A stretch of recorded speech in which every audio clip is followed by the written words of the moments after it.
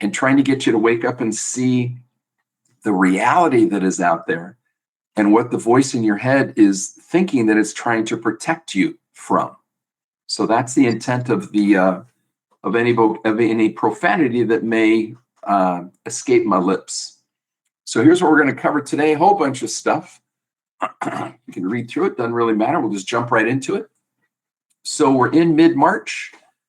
It's the third month of the transitional trading season, pretty much right in the middle.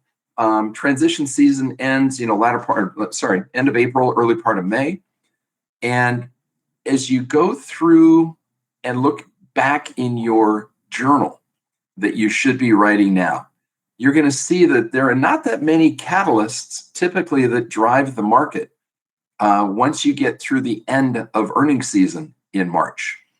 And then as you get into warning season in the latter part of the month, there tends not to be much there either, because the warnings tend to be rear end loaded, meaning that most of the warnings, if they're going to be coming out, they tend to come out in the very latter part of warning season and even into early earnings season. So just be aware of that. It's not uncommon to see a lull. There's a tendency to have a lull in March. Let me see. Got an issue here real quick. One moment. Normally I wouldn't be looking at the text, but I want to be sure somebody didn't have a trouble getting in.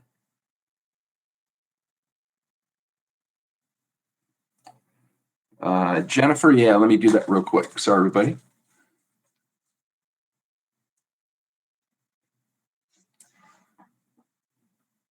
Where'd she go?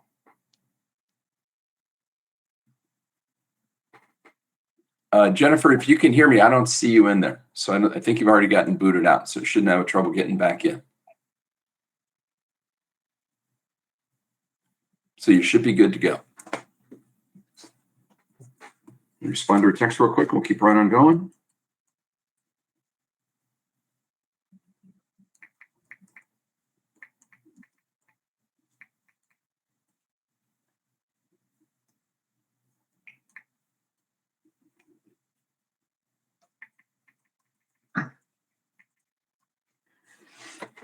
Alrighty, so there's a tendency to see a lull in March most years.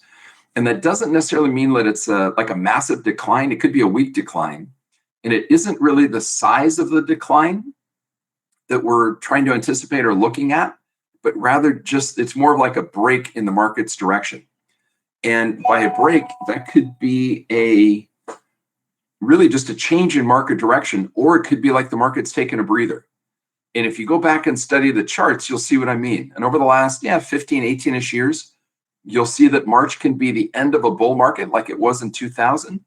It can be the end of a bear market as it was in 2003 and 2009. And just interestingly enough, if you go back and look, you'll see that April seems to be kind of the start of the decline in 08 with the financial crisis. Let me check this text real quick, keep right on going.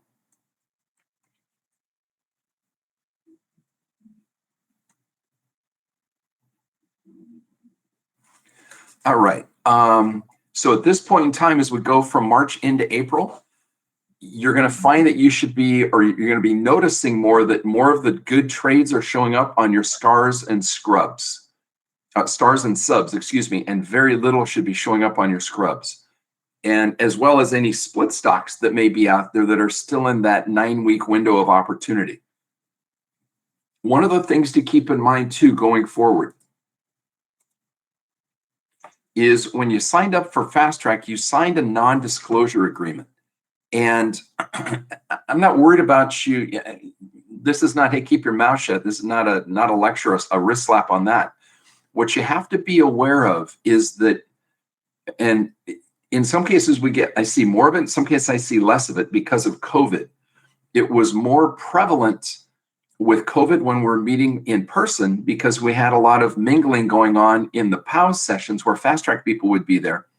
And the POWS folks would be asking questions. And the Fast Track person would answer it a lot of times from what they knew, and they didn't stop to think that their base of knowledge is much higher and more informed than that of a POWS student. And so you got to be really careful when you're talking with somebody who is in POWS. You don't know what they know, and you don't know what they don't know. And so I would say always, fish a little bit to find out where they are in their development, and then answer their questions as if you were a POWS student. And I don't mean that by I'm not saying, don't give away fast track. That's not my message.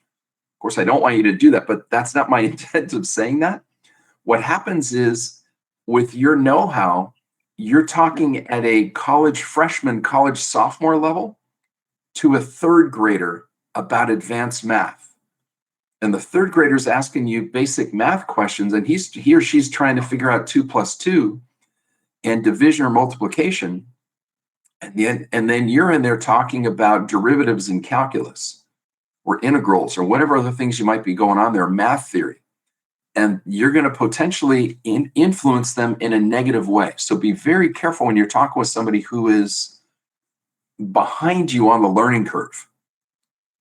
Along those lines, the handouts are not to be used without proper instruction. Because if I'd wanted to write a book, I'd have written a book and I wouldn't bother doing the class. It used to be that I gave handouts at the start of each class. So when you walk into the March class, you had your notebook with January and February. And as you sign in at the registration table, somebody would hand you the stack of handouts that you have now going through your book. But found out that it's much easier to give everything out at once. But that doesn't give you the right to ask me questions about stuff that I'm going to be covering in May, June, and July, and we're only in February, right? There's stuff that obviously we've only covered 2 classes out of 10, so we're 20% of the way into it. But trying to jump ahead and get answers to the questions on stuff that I haven't covered yet is a waste of your time. It's a waste of my time, and more so, you're putting yourself at risk. Because there's a lot of stuff that gets explained in kind of the rant, if you will, that may not be written in the notes, and you're missing all that. So again, if I just wanted to give you the materials, I'd have just put it in a book binding and wouldn't take the time to teach it. So if you want to read ahead, go ahead, but I wouldn't necessarily read ahead. If you want to read, as we come into today's class, if you read the notes the last couple of days, no problem, I get that. But don't be reading today about what I'm going to talk about in September. Okay, keep that in mind because it can potentially mess you up. The guy who prints the manuals for me, I ran into him via a different setting, and I needed print services. Started talking to him, ended up hiring him to be my printer. Excuse me. He used to come to class. He's doing very well at this. And when he was in Fast Track, I'd ask him, say, did you read the materials before coming to class? And I'd ask him in front of everybody. And he would say, well, I glanced and I said, does it help you? And he's like, no, it doesn't at all. And so just reading through it, there's no help by reading ahead. Better message on that is lighten up on yourself. We've only gone through 2 months. If you're reading ahead, that would tell me that you've mastered what we've covered in the first 2 months. And I can guarantee if you're first time through, you have not. So focus on working on what's been covered January and February. Some of the things may not be covered again, but it will be referenced. And many things will be discussed again and again and again. And it was designed this way to allow you to absorb the info over time. What you want to think about, I think I talked about this on the audio, is that you want to picture your brain as being a sponge, literally just having been taken out of the wrapper. And if you take a bucket of water and dump it on the sponge, just pour it on there, try and get it all in there as quickly as you can, that dry sponge will act like a brick, and very little of the water will get absorbed by the sponge. On the other hand, if you slowly drip that bucket of water into the sponge, you're going to find that sponge will absorb probably as much as maybe even like a 3 or a 5 gallon bucket of water. Right? A little bit now, another drip, another drip, another drip, let it absorb. And so if you do that, then you can absorb all the material. And so what you want to do is you got to ensure that your sponge, your brain is dry when you come to class. Write the stuff down this year. Whatever I'm talking about, write it all down. Whatever Lamb talks about, write it all down. I don't expect you to understand it. Just write it down. And then dedicate yourself to using it next year. And by the end of next year, you'll be amazed at how much you know. But it's only if you do the work as instructed, right? You've got to go through and take the time to get that. Hey, Christian, are you? Let me see if you're on. See if you're on. You are. Mr. Sipa, come off mute for me if you're sitting there.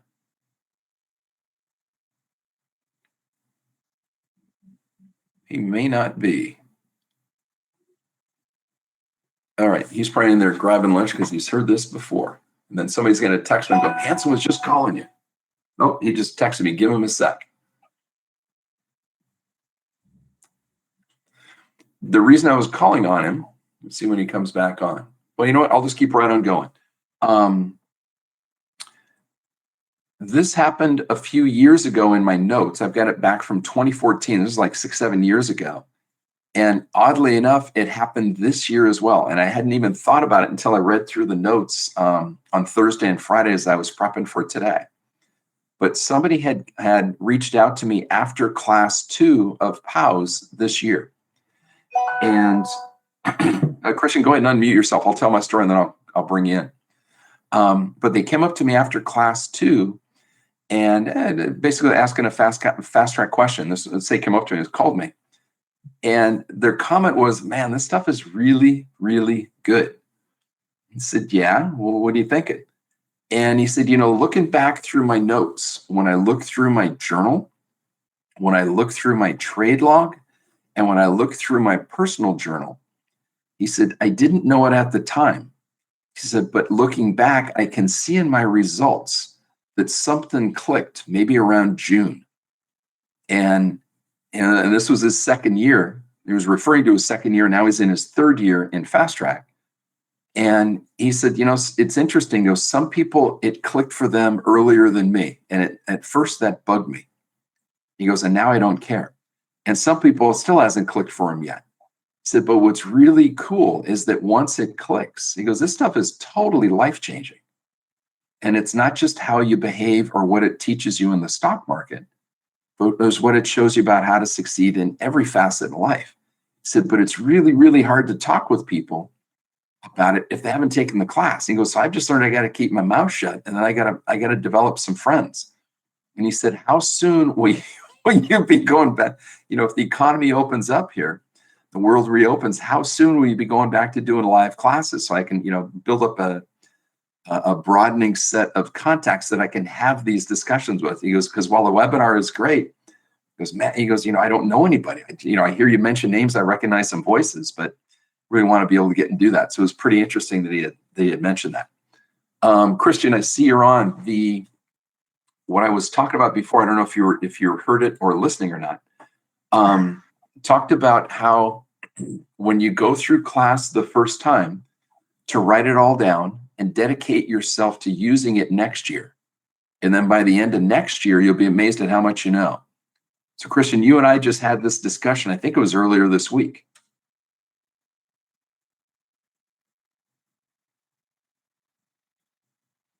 Christian. Can you hear me? Oh, there you go. Okay, there we go. And we were chatting on stuff, and you're like, man, it's amazing. How did you phrase it? We'll let you put it in your words. The way I phrased it was, I thought that I absorbed a hell of a lot more than I actually did last year. And coming into the January class, just reading the material the day before opened my eyes of how much I actually missed just out of January. So that was the eye-opening experience for me of just realizing, wow, I thought that I had this figured out a lot more than I actually did. And I'm super excited about trying to go through this with a different set of eyes now that I have more experience. Would you have, if I had asked you in October, 5-6 months ago, if you had taken great notes, would you have answered yes? Oh, yeah. So you Well, felt, yes and no. I say yes because what I thought was important, yes. I'm sure that my notes are going to be different year 2 than they will be from year 1. and as you're taking notes this year, are you, how do I say this? Are you reading last year's notes and filling in blanks, or are you starting at it with a fresh sheet of paper? A fresh sheet of paper by far.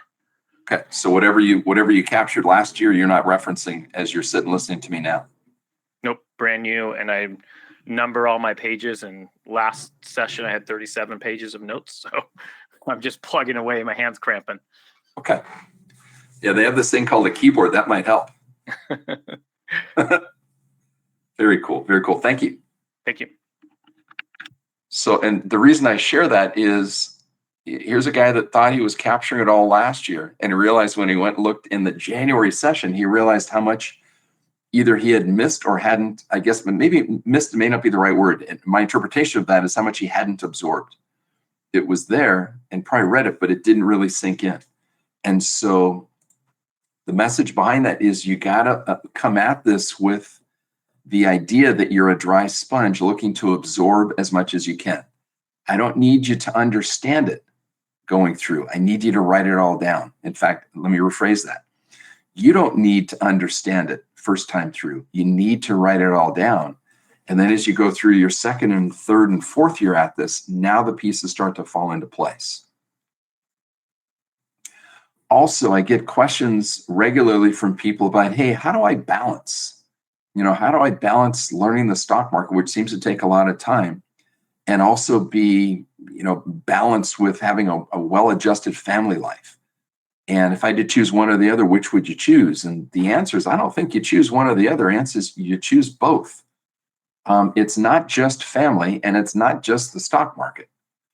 And I think also as you go through this, you learn that if you're going to be really good at something, you have to be uncomfortable. You have to be comfortable being unbalanced, right? Because if you're going to say, well, I'm going to spend a little time here and a little bit of time here and a little bit of time there, you're not going to be good at any of it. And so you have to be comfortable with periods of imbalance. And, you're always trying to get that teeter-totter a little more level if you can, and then it gets out of balance again. And so you got to figure out how you put in enough time for the family because of the importance with that, and yet also have time for this. And you got to figure that out. I don't think you choose one over the other. I think you just figure it out. You sleep faster and you learn how to be more effective, more efficient.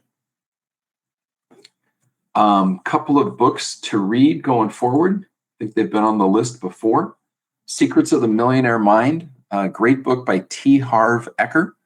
If you've been in the cash flow games, you've heard Doug talk about it. If you go to the Pasadena or Burbank one on the third Tuesday, on the third Wednesday, I don't talk about it as much, but it is a phenomenal book that gets you thinking about the files or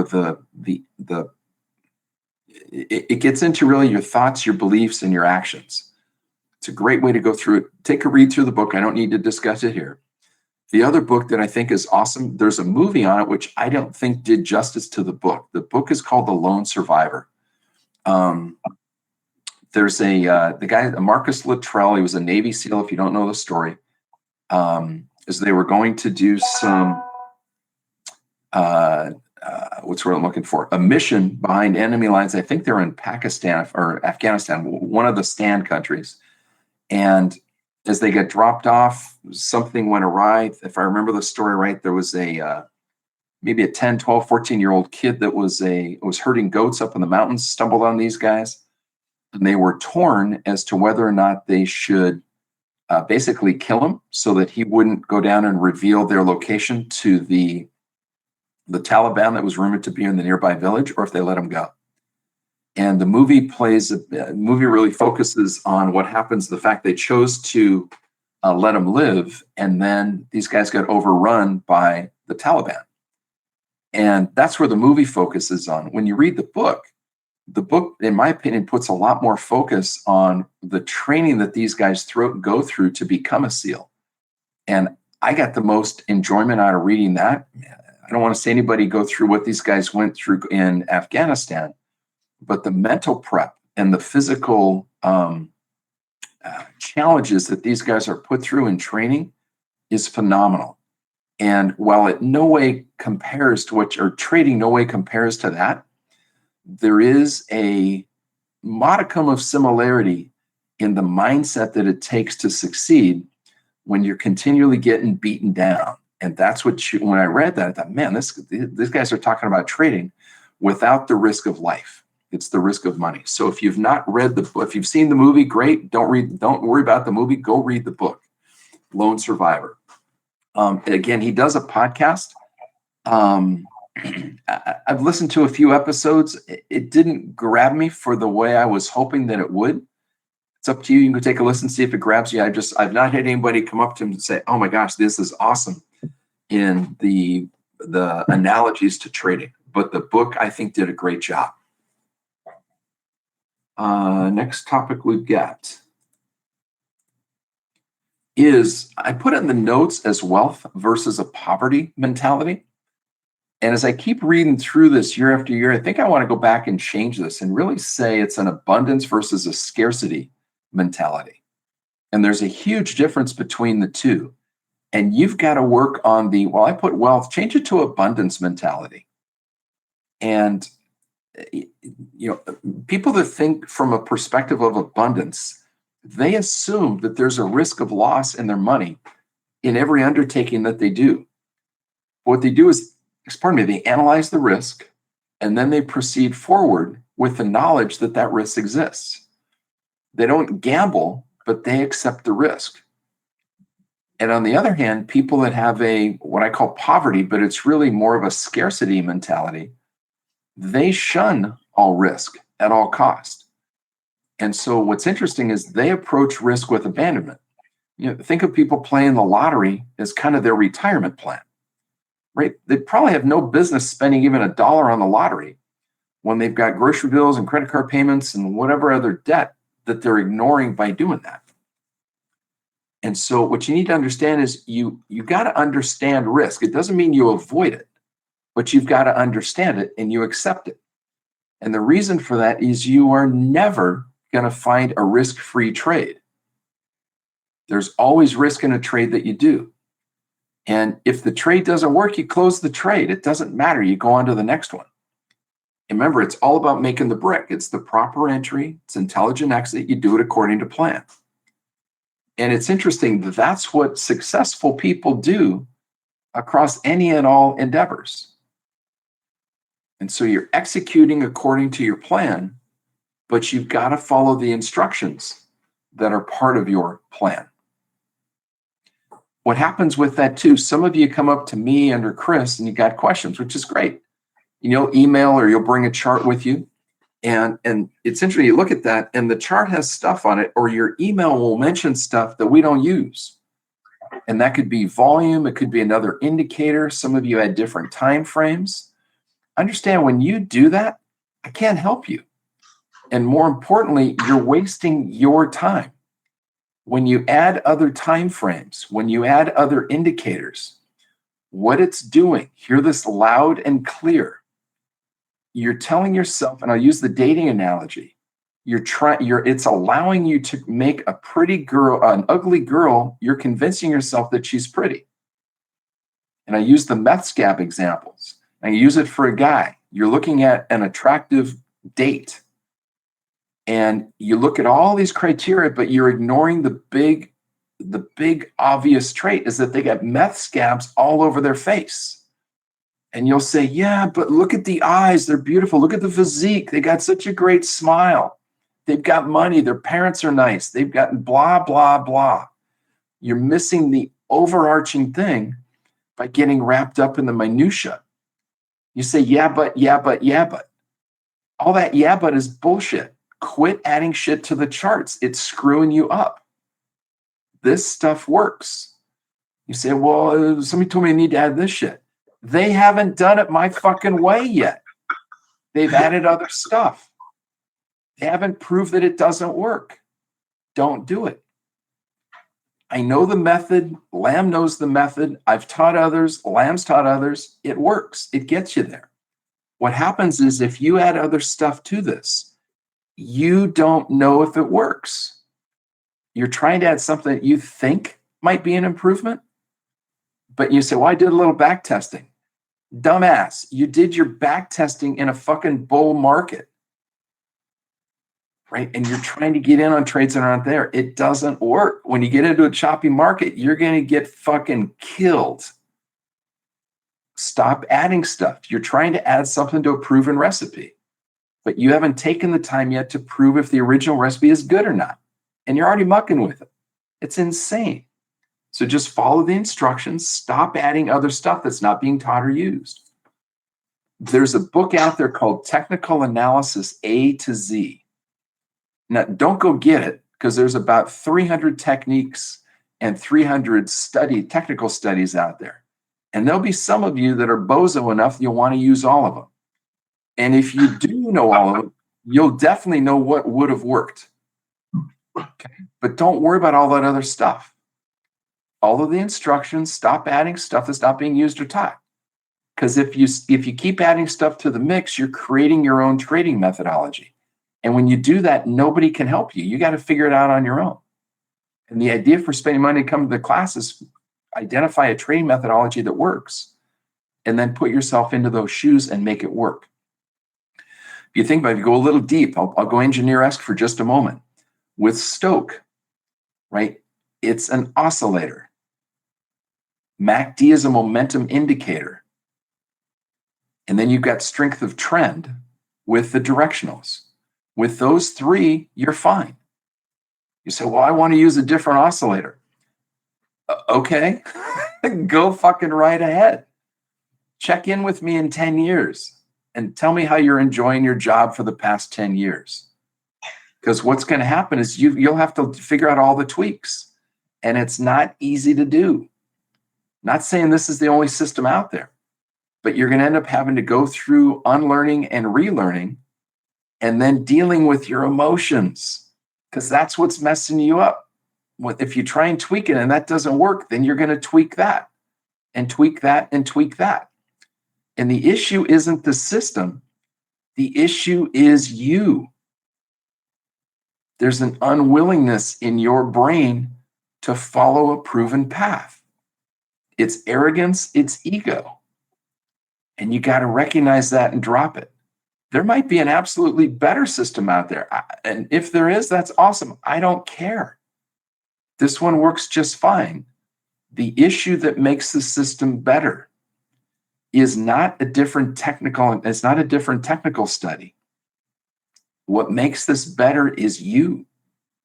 It's the crap between your ears. It's the programming that you're fighting.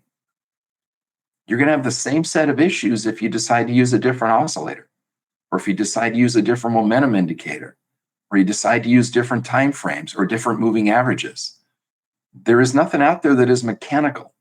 There's always an element of art to this that you got to deal with. And in dealing with that art, that's the voice in your head. Proper entry, intelligent exit, done to plan.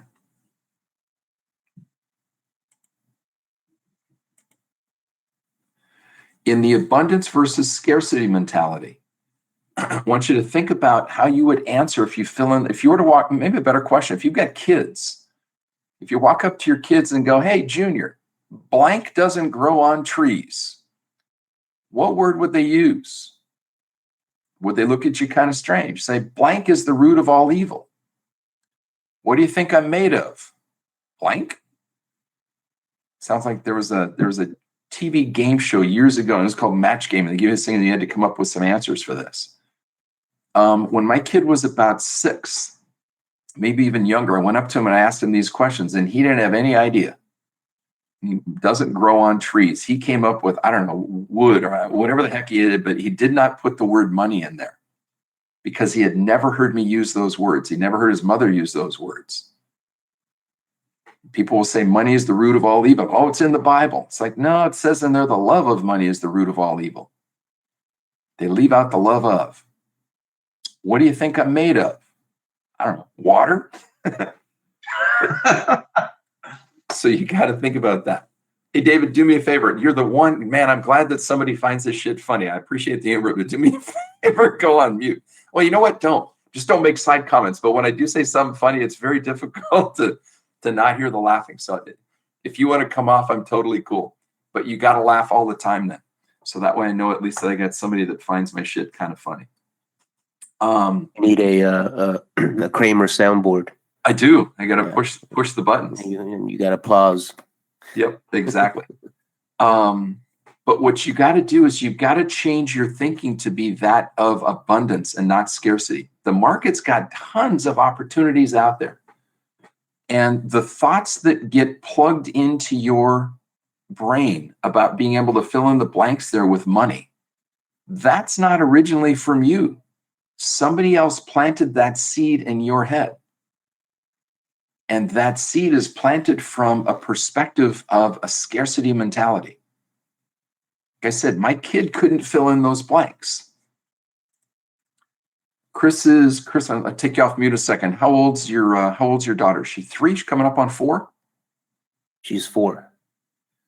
And so probably a little too young. In about 2 years, it would be interesting if you went up and asked her to fill those in and how she would answer that. Yeah, you can ask her. I'm just trying to think. She would probably go up and say, "Doesn't grow on trees."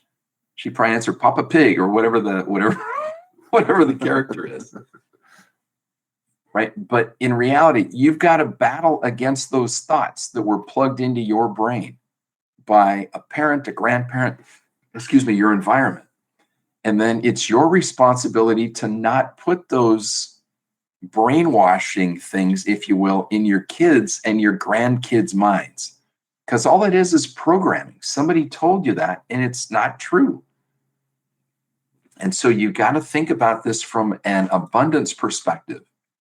And you got to figure out how to, first you got to be aware of, and then stop thinking in the way of scarcity, right? And once you start seeing, it's easy to see it in others, and then you'll catch it in yourself, and you'll catch yourself on that. Also, you want to learn to look at life going on around you through stock market eyes. So, for example, you're driving down the street, walking down the street, and you see a Corvette driving by or something like that, and you go, man, you don't look at it and go, that's a great looking car. You ought to look at it and go, oh, dude, that stock sucks. And forget about the car itself. Look at the company. Go, GM sucks, right? Yeah, as a stock, I own that thing. Car's nice, but look at the company and start taking a look at your life through stock market eyes. Also, there's a ton of you on the call that already have what is needed to be really good at this, but you don't trust what you know. You got to trust what you know, and then you hit enter. And a lot of you have it, but you don't trust it. And you've got to press enter. Got to get in. Because after a while, there's a frustration that builds up if you don't hit enter, because the trade ends up working. Oh man, I should have taken it. And so as you understand the techniques and the things we're talking about in class, you instantly apply them. And it doesn't matter if you instantly apply them in your practice trading, that's great. Or in your real money trading, that's great. You shouldn't need to practice the fast track info for the full year. You can start applying it, right? And again, you may be applying it and you say, well, I'm still paper trading for the full year. Cool. But you're applying the fast track info into what you're doing. And so we're clear, I am not at all surprised if by the end of the year, you've paid for fast track from what you've learned.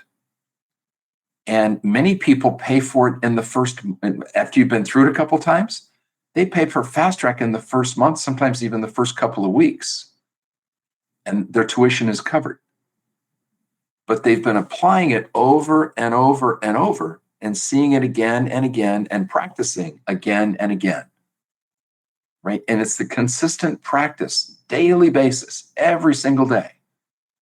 I'm assuming that most, if not all of you, are doing this so that you can achieve freedom.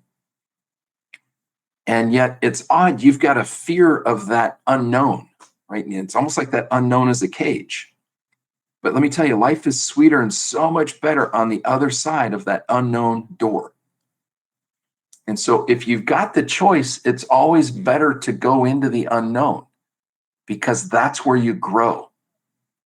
You got to be willing to step into the uncomfort zone and get out of the known zone. If you go into areas of the world where they have monkeys, could be in the jungle, could be even out on the plains. I've read stories where they used to catch spider monkeys and they had these long neck gourds and they put a banana in it. I actually saw this firsthand at, they call it a camping site. That's really kind of an overstatement. We did a tour through Southern Africa, Botswana, northern part of South Africa, and that for a few weeks. God, it's coming up on 20 years ago now. And a campsite in the middle of Botswana literally is a concrete pad that somebody laid down, and that's where you can light a fire to cook your meat. And that's about all that a campsite is. There's no, wild animals are running through there. So you're definitely in the food chain. But what they do is they would put a concrete pad, might be 3 or 4 feet square. And the idea is you could, build a fire there, set up a grill, cook your food. And they might have a trash can that had very strong cages on, I guess, for lack of a better word. But it was interesting because they had to, the guide was telling us they had to redo them because the holes in the cage, if you will, that was protecting the trash were large enough that monkeys were going in and they were trying to get food out of there. And what was happening is they were grabbing onto something that the item of, food or trash, whatever it was that they get their hand on, it was too big to fit through the hole. So the hand could fit through the hole, but the thing they were grabbing could not. And predators were coming up and eating the monkeys because the monkeys would not let go. And they would be free and probably survive if they'd only let go. And, we face the same thing. Life is so much sweeter if you're willing to face the unknown. Let go of what you know. And you'll see what's out there on the freedom side. But what ends up happening is most people end up working a lot longer than they need to because they won't let go. They hold on to the known out of fear of the unknown. Today, we're going to talk about certain aspects of the long-term holdings or your long-term holdings today, not the techniques, just certain aspects of it. And with that, you got to understand that you will not get to evaluate the performance of the stocks that are locked away in your long-term holdings. Your heirs get to analyze that. That's not on you. And so you want to think of this, we got March Madness going on. And if some of you have the game on, you're being foolish, right? Unless you plan on playing college basketball, unless you got a family member in there, you're wasting your time watching that as a sidebar. But think of for those of you that had been watching, I saw that UCLA played a couple days ago. I saw that SC was playing yesterday. I don't know if they won or lost. I don't care. But the question would be, let's not even talk college. Oh, no, let's talk college. The place that you went to school might be in the tournament. And if I ask you, who was leading in the second quarter of that game yesterday or the day before, does it really matter? What matters is who won the game. So what matters is the score at the end of the game. It doesn't matter what's going on midway through. And even if they win that game, if they lose on the next round, that's the important thing. There's only be one team who's, in the tournament whose last game is a win.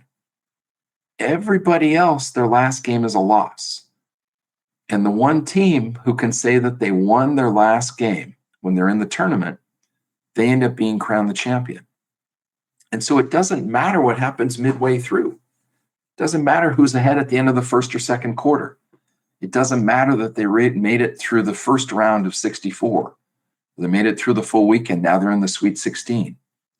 Doesn't matter. I did read an article. SC is playing, I guess I do know, SC won. And they're playing Kansas, I think, today. And I was reading something quickly on there. They said the last The first time that USC played Kansas, I think in the tournament, was in 1940, and Kansas won by whatever the score was. Like, unless you were playing on the team in 1940, who the F cares on what happened on a basketball game between a team from LA and a team from Kansas? I don't even know where Kansas is located. Who fucking cares? And yet people get so wrapped up in that. What matters with your long-term holdings is the balance of that account at the end of your life. That's the important thing. It's not how you did this year or how you did last year or how you're going to do next year. Buffett had a year when his results for the year were half of what the Dow did. So if he was up 5%, the Dow was up 10. If he was up 20, the Dow was up 40. But the Dow beat him 2-1. Now just understand, if the Dow had kept up with Buffett's performance over the ages, the Dow would be more than 700 times higher than it is today, even though it beat Buffett by 100% one year. So keep that in mind. One thing to also keep in mind as to, well, if you say, well, why do we evaluate yearly then? The reason that things get evaluated yearly is brokers have to evaluate stuff yearly because that's how they get their bonuses. That's how they get other investors to sign up with them, because they can sit down and say, look, we beat the Dow last year. We beat the S&P last year. Just so you understand, let me make something really, really clear. If you want to beat the S&P every single year, it is very easy to do so. This is not a secret. Just think a second. If you want to beat the S&P every year, you can go run a hedge fund. They'll pay you $1 bazillion. You want to be a financial advisor. People will flock to you because you say you beat the S&P. But it's really easy to do. What you do is you buy the SPY at the open of the first trading day of the year. And all you're going to do is hold it all year long. So you put 10 grand in there on the very first trade. So now you're in at that first value. And then at some point during the year, when it is glaringly obvious that price of the S&P is on a decline on any time frame, sell a call. All you got to do is capture a percentage point or two and then close the call. And if you do nothing else for the rest of the year, then you will beat the S&P by 1 or 2%. And if you do that, you're a hero in the financial services world. You do it year after year after year. You say, wait a minute, it can't be that simple. It's not quite that simple, because the mutual funds in that have expenses that they've got to build into that. But in concept, that's what you're doing. It's not difficult. Okay, you'll be a hero. As you go through this, you also have to learn to make decisions quickly. You got to be able to get through all of the 120-ish stocks on your watch list each and every night. Once you get the hang of it, it takes less than about 30 seconds on most of them. You look at it, analyze what it's doing. Is that giving me a signal? Nope. Quick analysis, move on. Decide, make the decision quickly. And what happens is, when you get used to doing that, then the trade setups jump off the page at you. One of the testimonial students had the best line, and she said, it's the setups that make you sit up. They literally jump off the page at you. And it'll get to where you can quickly analyze a stock in under about 30 seconds. And that's looking at all the time frames. And if it doesn't grab you quickly, it says, oh, there's an entry there, then don't do it. What happens is, wealthy people are people with an abundant mentality. They make their decision quickly, and they change their minds slowly. And people with a scarcity mentality, they change their minds quickly, and they're slow to decide. Also, you've rarely hear me mention much about looking at economic reports. Don't let the economic reports influence your decision. You got to be aware of them, but don't let them skew you. Economic reports come out almost every week, and it's only occasionally that they make a difference to a big chart trade. Now, an economic report can very likely affect a trade on the small charts. But if you want to prove what it does to a big chart, do this. This is one of these, trust me, I said trust but verify. Go find a trade that's setting up to rise with a bad economic report that came out during the trade. So what you could do is go find a bad economic report and then go back and find a trade that was set up to rise just in advance of that economic report and go look at it. And when you do, don't be surprised to see one or two red candles show up after the report, and pay attention to how it did or did not affect the indicators. Because you don't let yourself get sucked into the emotion that's caused by the noise.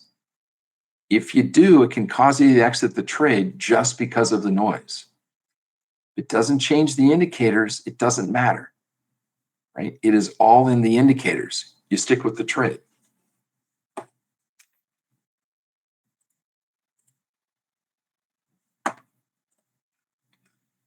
Next page on there, in the transition season, you're going to start seeing more and more 55 trades available the deeper we get into it. So January, you're going to see a mix of daily 233, 55, very common, most Januaries. As you get into March, April, May, you're going to see a lot more trade. How do I say this? I say you'll see a lot more trades on the 55. Don't take that to mean like, oh, every day I'm going to see a 55 trade. You will notice that there are more, that the setups are better on the 55 than what you may see on the daily and the 233 earlier in the transition season. Okay, it doesn't mean you're doing more, but you see that they're available. The mindset you want to have on this is we're doing band-to-band trading, up or down, doesn't matter, on the proper time frame, and you're aware of all the charts. That said, though, don't get greedy and don't get stupid. If the chart or the trade is hitting a potential support resistance area that's being confirmed by the indicators, you don't stay in the trade. You think about it for a minute. The indicators are telling you it isn't going to make it to the other band. So band to band is the mentality, but all the charts, all the time is the requirement, because there's never a time when you're not analyzing all the charts. I'm going to cover the income account today. I may not mention the weekly just on the charts that I bring up, but you're always aware of all the charts. Always, always, always be aware of all the charts. You're going to find that in the transitional season, the trading range will narrow. And you can see that by watching the Bollinger Bands on the daily and the 233. And it gets uncomfortable. And at this point of the trading season, about March, trades seem to go a max of maybe about 5 days. As you get into May, you'll find that they go a max of about 4 days. And you got to be willing to transition fast in the seasons. So you got to be aware of the expected duration of the trades. Doesn't matter what season you're in. And so you'll find that the trade will likely go band to band, but be very wary of the trap of expecting it to go a couple more candles beyond that.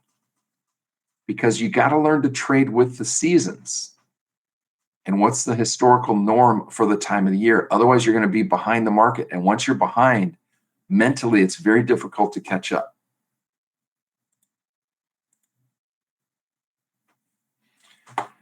And so as you go through the seasons, I would much rather see you get in a trade properly and get out early, as opposed to being in the trade properly and getting out late. You heard me say it back in the POWs class, right? This transitional season, psycho zombie time of year. It's not a comfortable place to trade. The summer, you'll find, will typically be more comfortable than the transitional season, because in the summer, the market seems to trade almost in a rhythmic fashion. And you tend to get used to the approach of, in today and out today, or in today and out tomorrow, right? When you're on the smaller charts. And then as you move into the fall winter season, it's almost like a light switch gets flipped on. You'll expect a trade to end quickly, just like it's been doing during the summer. And then you get out, and then the trade keeps right on going, all without you.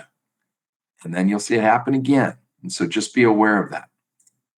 You got to expect that difference and become aware of it. And then what happens is the fall season usually gets you comfortable again with longer, boring trades. And it's oftentimes can, for lack of a better word, like lull you into a state of complacency.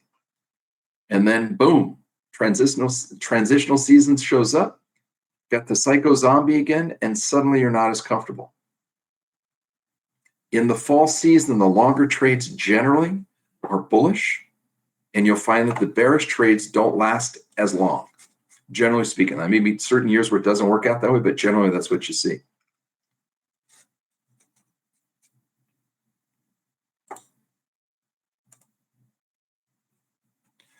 And so as you go through various times of year, you think about how much time do you buy with options. Once you can afford it, you want to buy a significant amount of time, 5 months. What changes is the strike price based on your know-how, based on the time of year. So when you're buying calls in this fall season, you might look to buy 1 or 2 strikes out of the money. If you have experience, if the trade looks like it has a lot of room to move. Early in the transitional season, you may start buying at the money. Latter part of the transitional season, you buy in the money, 70-ish delta. Summer season, 70-ish delta, maybe even a little bit higher, right? Maybe even approaching up to 80. And by the way, definition of at the money is the strike that is closest to the stock price. So when you're trading for a small move, you always, always, always buy in the money options. Say, well, what if it's the fall season? What does it say? When you expect a small move, you always buy in the money options. When you expect a large move, you can buy out of the money. I don't know that I would look to buy out of the money during the summer. I don't know that I would look to buy out of the money during the latter part of the transitional. I might look to buy out of the money during the fall season if it looks like I'm going to have the opportunity for a longer move, larger move. And I see that based on reading the charts, both of the market, of the sector, and of the stock. And if you're ever unsure, just buy a 70 to 80 delta. You'll be fine. But track the others, and with experience, you'll see why I say what I said.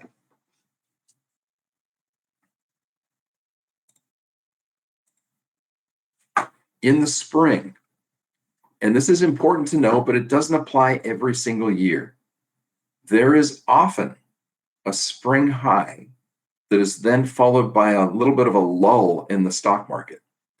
And that lull doesn't mean a price decline. Most of the time it does, it doesn't have to. But what happens is price can go sideways with the indicators declining.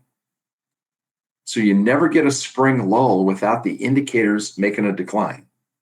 And you'll see this on the daily or the weekly charts. And so the lull is always coupled with declining indicators. And what happens is typically the trading range narrows during that time.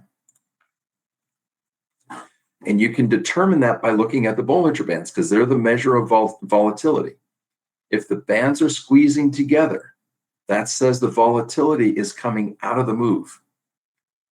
And you'll see, go back and look at this, and you'll see at the end of the summer, there can be almost like an explosion in volatility. It's an increase in volatility, and then the bands spread apart.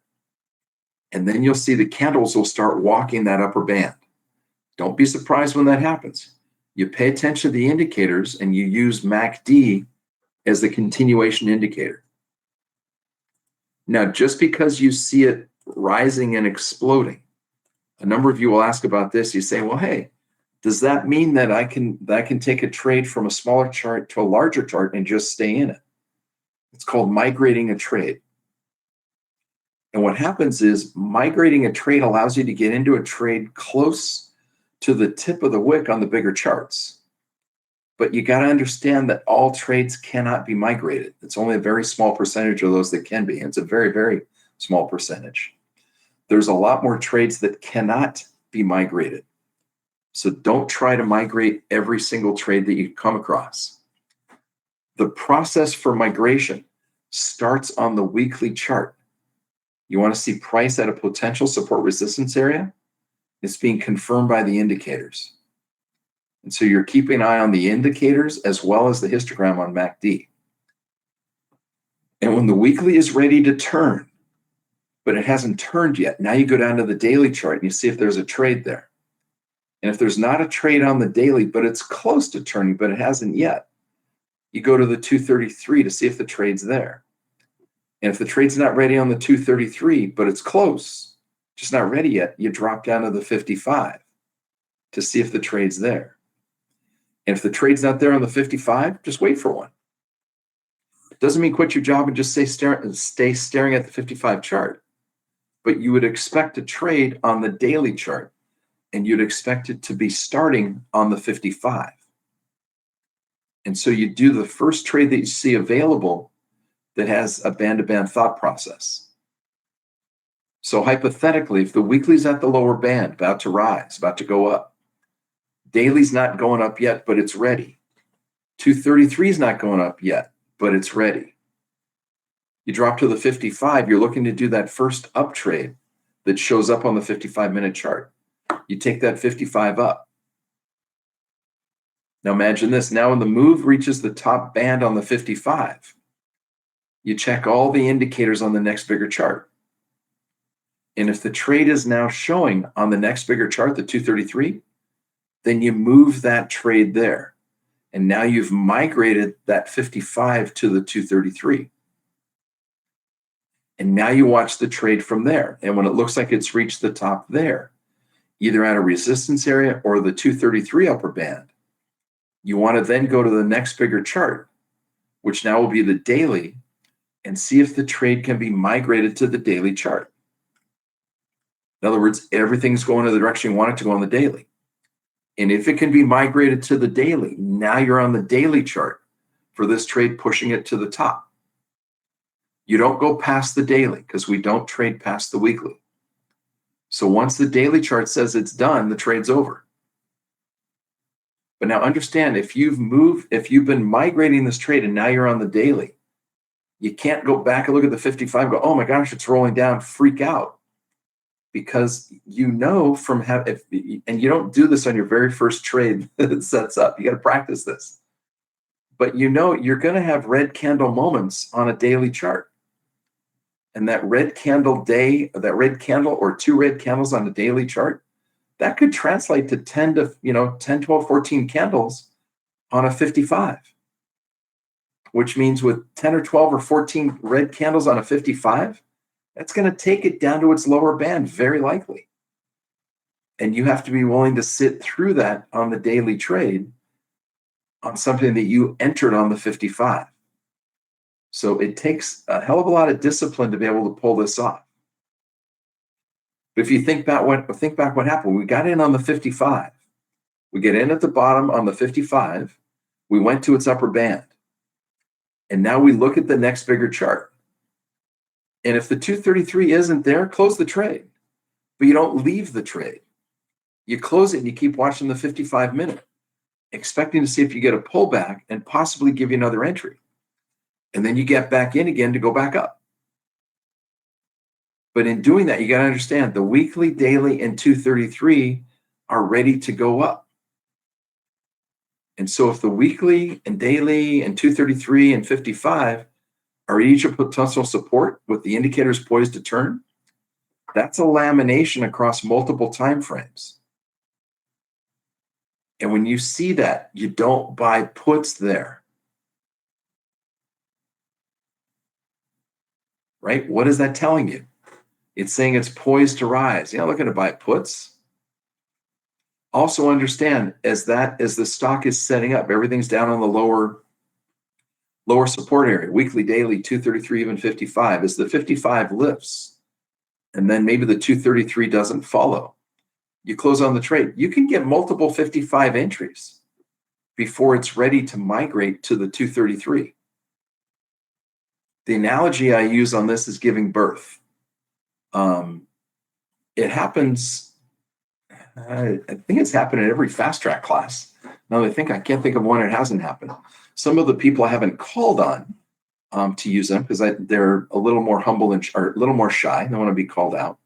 But think of the giving birth analogy. And you get, and granted, I've never given birth. I've only heard stories. But it's similar to labor pains. Just because it hurts, it doesn't mean you're going to immediately give birth. And with that, if you think of the migrating a trade, in order to do this, the weekly, if you want to think of it this way, the weekly has to be pregnant. Because if the weekly's not poised to rise and go, call that pregnant, there's no way that you can migrate a 55 to the 233 to the daily to the weekly. The weekly has to be poised, or sorry, the weekly daily have to be poised to go. So you're going to ultimately migrate that up to the daily. When do you ever consider doing this? When would you possibly consider doing this migration? There's really 2 times of the year that I think it could be done. One of them is at the spring high as it moves into the summer low. And that's where you might look to migrate puts. And then at the summer low, as you move into the fall winter season, that's where you might look to migrate calls. But in doing that, let me repeat, what chart does that thought process begin with? And the answer is the weekly. If the weekly's not ready, you can't migrate a trade. So, well, can I move a 55 to a 233? If the weekly's not ready, you can't migrate the trade. You can only migrate a trade if the weekly's poised and ready to go. And so there's going to be times where you look at the indicators and they're going down and not really at any kind of support. And they already left the resistance area, and there'll be trades up and down on the daily 233 and 55 minutes while it's going down. Buy regular options just like you do that, just like we talk about in class. You buy enough time, buy the positions out of the money, in the money, depending on time of the year, whatever you're doing. You know, there's times of the year where we buy in the money, others we buy out of the money. That doesn't change it by being a migration trade or not. The direction of the trades is dictated by the weekly and by the weekly being ready. Bottom line is you can't do this if you do not understand the subtleties of ATCAT. You've got to understand the subtleties of this, which means you don't ignore the weekly.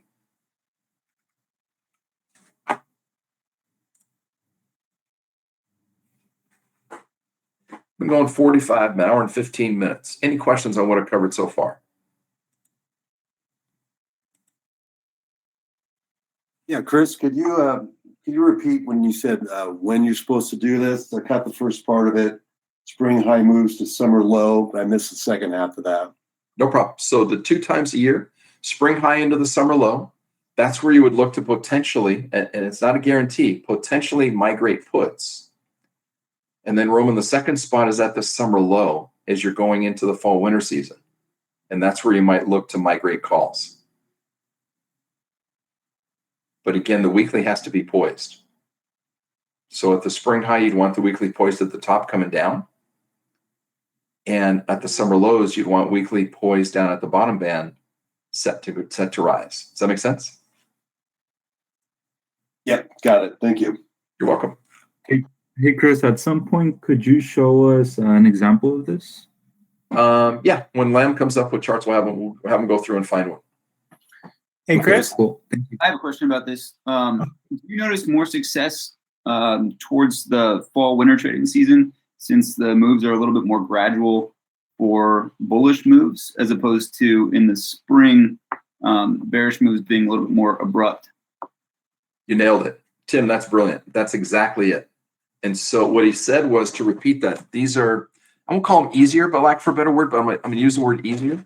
They're easier during the fall season because the moves tend to be longer. During the on a downward move, if you've seen what it's done the last couple of weeks, the market comes down hard and fast. It's kind of like Biden walking up the stairway to the plane, right? He falls down fast. Had to add that in there. Whoever is that, David? Are you off mute? So you can be my laughter thing. That was good. Thank you for that. But just a side note, that I thought it was fascinating when I saw that on the news. I don't normally watch the news. And instantly the media came out and said, wow, it's really amazing that people are ripping on him for tripping on the stairs. And I thought, wow, it is really amazing. Because I remember Trump did the same thing. And there were like 4 days of notes of stories about how he's losing. He's got dementia. He's got all this. And yet less than 6 months later, the same thing happens. Like, holy shit, is this thing skewed? It's almost comical. It's disgusting. I also love the fact that Putin, well, I guess Biden referred to Putin as a killer. And Putin's coming right out going, hey, he knows he's got a weak president, right? He's challenging the guy, hey, let's get on the phone and do a little debate. And Biden's administration should be scared shitless, because if he shows any kind of weakness, we're fucked. People are going to come at us longer. You can already see North Korea coming at us. Russia's going to do the same thing. People totally miss that. As much as you may think Trump was a dick, nobody was willing to fuck with him because he was a bully. He did not put up with shit. And we got Biden who's afraid. It's going to be very interesting politically, which will be very interesting from a stock market view, because we will probably see some awesome volatility. Not the way I'd want to see it. And as a result of that, but do not be surprised. I had a follow-up question about puts in the spring. Would it actually be more advantageous to do, like if you had long-term holdings, to do covered calls to take advantage of any lulls, whereas puts wouldn't benefit from the lulls? Good point. So yeah, Tim, we'll talk about that a little bit more today and in the next couple of sessions. What you want to watch out for is when you're doing on your LTH, when you're doing covered calls, it's, I say easiest. The obvious ones are when it's definitely coming down, right? And you're capturing some of the downward move. You're basically just sweeping in the change through the covered call. When it goes sideways, you can do that. You just have to be careful because you don't want to get exercised. Right? Thank you. You don't want to have your LTH taken away from you. So it's doable, but it's a little, that's the right way to say this. There's a bit more of an art to it. You want to see more traits in the chart, if you will, when you would look to do covered calls, just capturing a little bit of sideways movement or the grinding action. Great question. Sure. I have a question. Yeah. You know what? This is the third time I've heard this in Fast Tracks. First time I'm hearing it. It was like so many things. As you talk about not the migration itself, but when you're talking about just because you're closing a trade, it doesn't mean you're out of the trade or you're leaving the trade. When you do see long-term, what you think look like long moves setting up, do you frequently start with the 55, work in and out, possibly more than once until the 233 sets up with the mindset that once you leave end one trade, you're looking for setups on the next chart? I mean, is that an approach that you take, looking for 55 trades, then 233 trades, then daily trades on a long-term move that you see setting up? So Mitch, let me answer it in a little more direct way. Yeah. I'm going to answer that to you specifically, no. And the reason I say that is because you have to be really careful if you get in a trade and then close it, right? Because the reasons are to get out of the trade. What'll happen is if you say, oh, but it's okay because the other one's setting up, what will happen is not you, the proverbial you, may stay in that trade saying, oh, but the other one's going to stand there. I'm willing to sit through a little more down on that. And so you got to be very careful of don't let your inner voice tell you that it's okay. Well, let me say, I'm fully capable of that mistake. However, I know that's why I answered it, because we had this discussion. I'm suggesting something different. Rather than migrating, you've introduced something in the peripheral in this discussion about closing but staying, with watching this movement, with the notion that each time you close, when it reverses or when it stalls, that you have the notion of looking further up and continuing to focus on this trade. I was just asking you if that is a mindset that you often take when you see what you believe will be longer moves setting up. Yeah, I don't know. I almost have to ask Chris. I don't know that I think of it really as a mindset, because what you don't want to fall into the trap of is, let's say that it's IBM, just, ABC stock, XYZ, IBM, whatever. You don't want to stare at that and go, oh man, that is so set up on the weekly, so set up on the daily. So, oh, there's my 55 trade. Cool. Oh, it ended. Okay, I'll close that because the 233 is not ready yet. And you keep staring at IBM because it now becomes your new favorite trade. And so you don't want to get too enamored staring at one and miss opportunities on the others. So if the opportunity presents itself again, cool. But that should be part of, that should be one of another 120 that are in consideration. Got it. Thanks. Does that make sense? Absolutely. Okay. Hey, Chris. Hey, Patrick, hold on 1 second. Hey, Mr. Lamb, if you're there, if you walked away. Yeah, I'm here. Would you disagree with me in the way I answered that to Mitch? I missed that question. Oh, just say, Hanson, you're brilliant. You answered it right. Mitch, come back on. Ask Chris that. And since he missed it, let's see how he answers it. Chris had noted that rather than migrating, that sometimes when you see a long move set up, that you look at the daily and it hasn't set up, you look to 233, if it hasn't set up, you look down to the 55, oh, there's my entry. The 55 trade may end, but you believe the long move is still coming. I asked him if it was a mindset to exit the 55 and keep looking for either the next entry on the 55 as it still progresses after a pullback, or up to the 233 as a mindset approach to, okay, 233 is over, here's the pullback, now finally it's coming to the daily. So he had mentioned that as an alternative to migration. I was wondering if that was an approach that sometimes you'll take when you see a large setup coming. Yeah, it depends on the chart, because sometimes you may not get an entry, right? If it continues to keep going. And so you have to decide at the time, but that approach is acceptable based on the chart and the time. So oftentimes if you're seeing in the fall and winter time, if you're getting into a trade and it could just, start moving within that week. And if you're out already on the 55, instead of, staying in the trade because the 233 says it's a good trade to continue to, to migrate to, and you get out on the 55 and then the 233 takes off, and you may not have an entry back into the trade, right? Does that make sense? Makes total sense. Yeah. So it just varies, but it's not to say that that's not acceptable. You oftentimes you may enter the 55 multiple times, even during the rise of the daily and the 233. Like I mentioned, if you didn't migrate to the daily into 233 and it's taken off, it's going in that direction, you can catch 55 trades as it's going that way, right? Because, the 55 would pause or pull back and allow you to take a 55 trade again. So it's kind of a preference, and it's kind of based on your availability as well.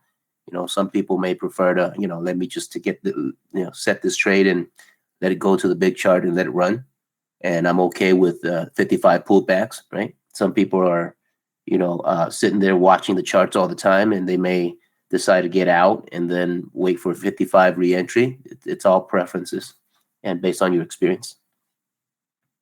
That's great. I become a little too tolerant to pullback sometimes and unconsciously migrating. So the notion of this notion of looking to the bigger chart or looking for reentry is something I hadn't really. Yeah, and you got to keep in mind the time of the year, right? So, when we talk about migrating, we're talking about a typical time where you have a longer movement that is taking place, and that's usually the fall winter. You may see it on a like a mid-July rally or even like a spring rally at times, but most of the time you would see that longer duration of a move take place in that fall winter. Sounds good. Thanks. So is that the exact answer that Chris gave you? Word for word. Two brilliant guys.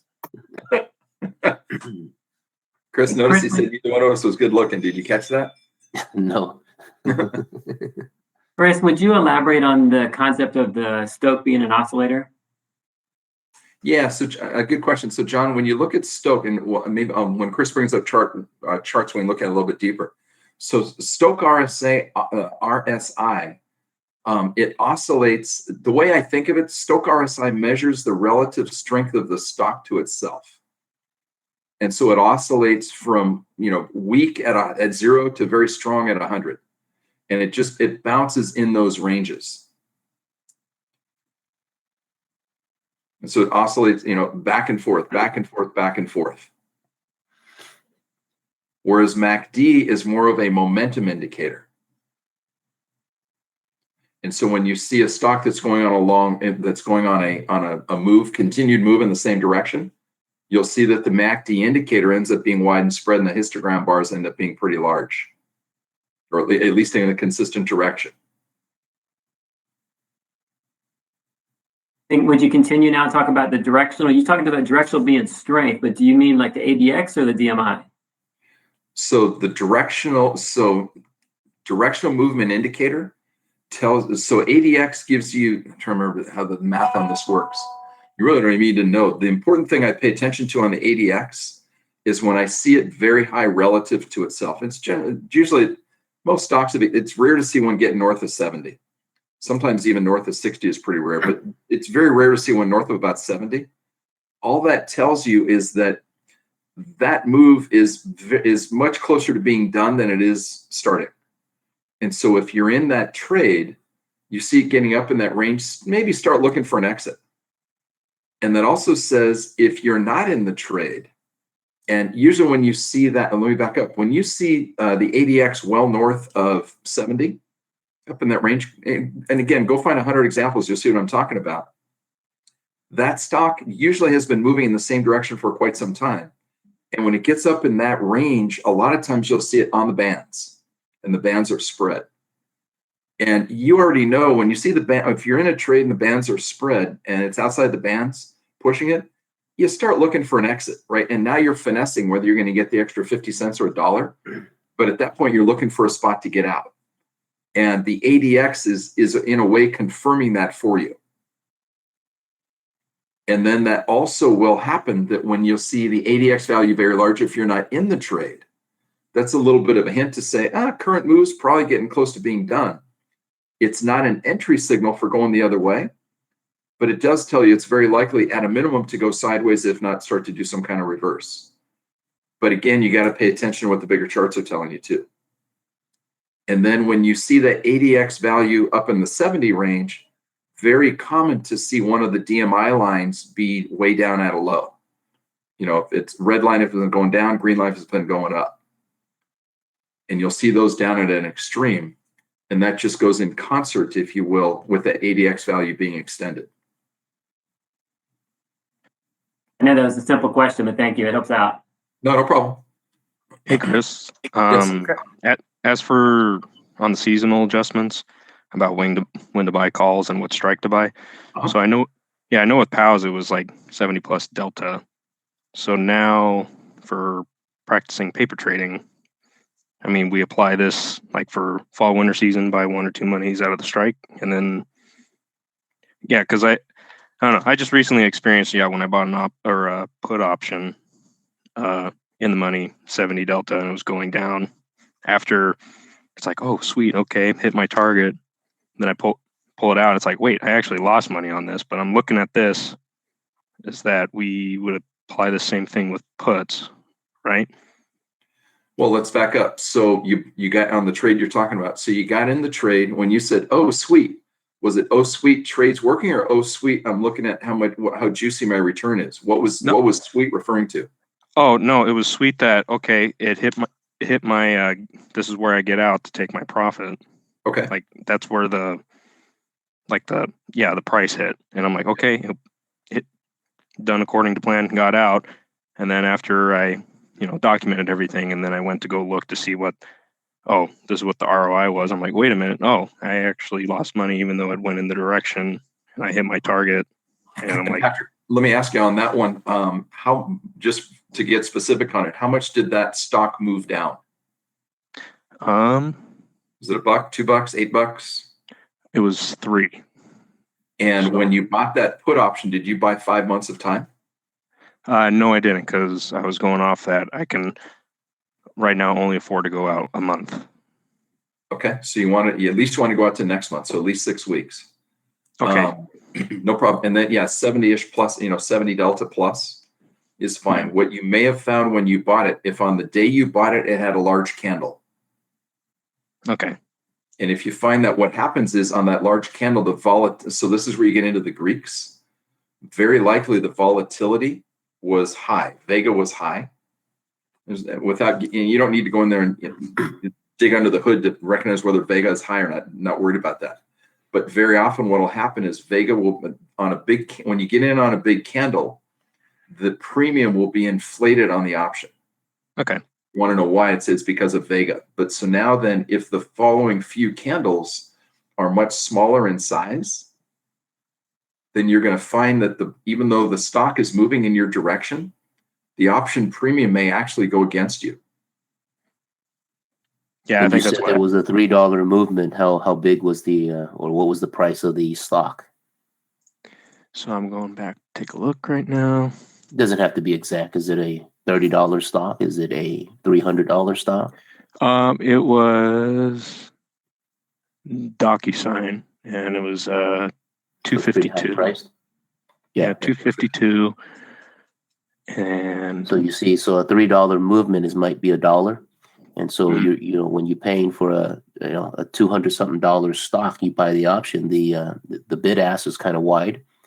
And so you got to make that up, right? So if I see a $200 something $300 stock, likely and it moves well, likely you're going to pay $1 on the bid ask, because $1 movement that's pretty easy, right?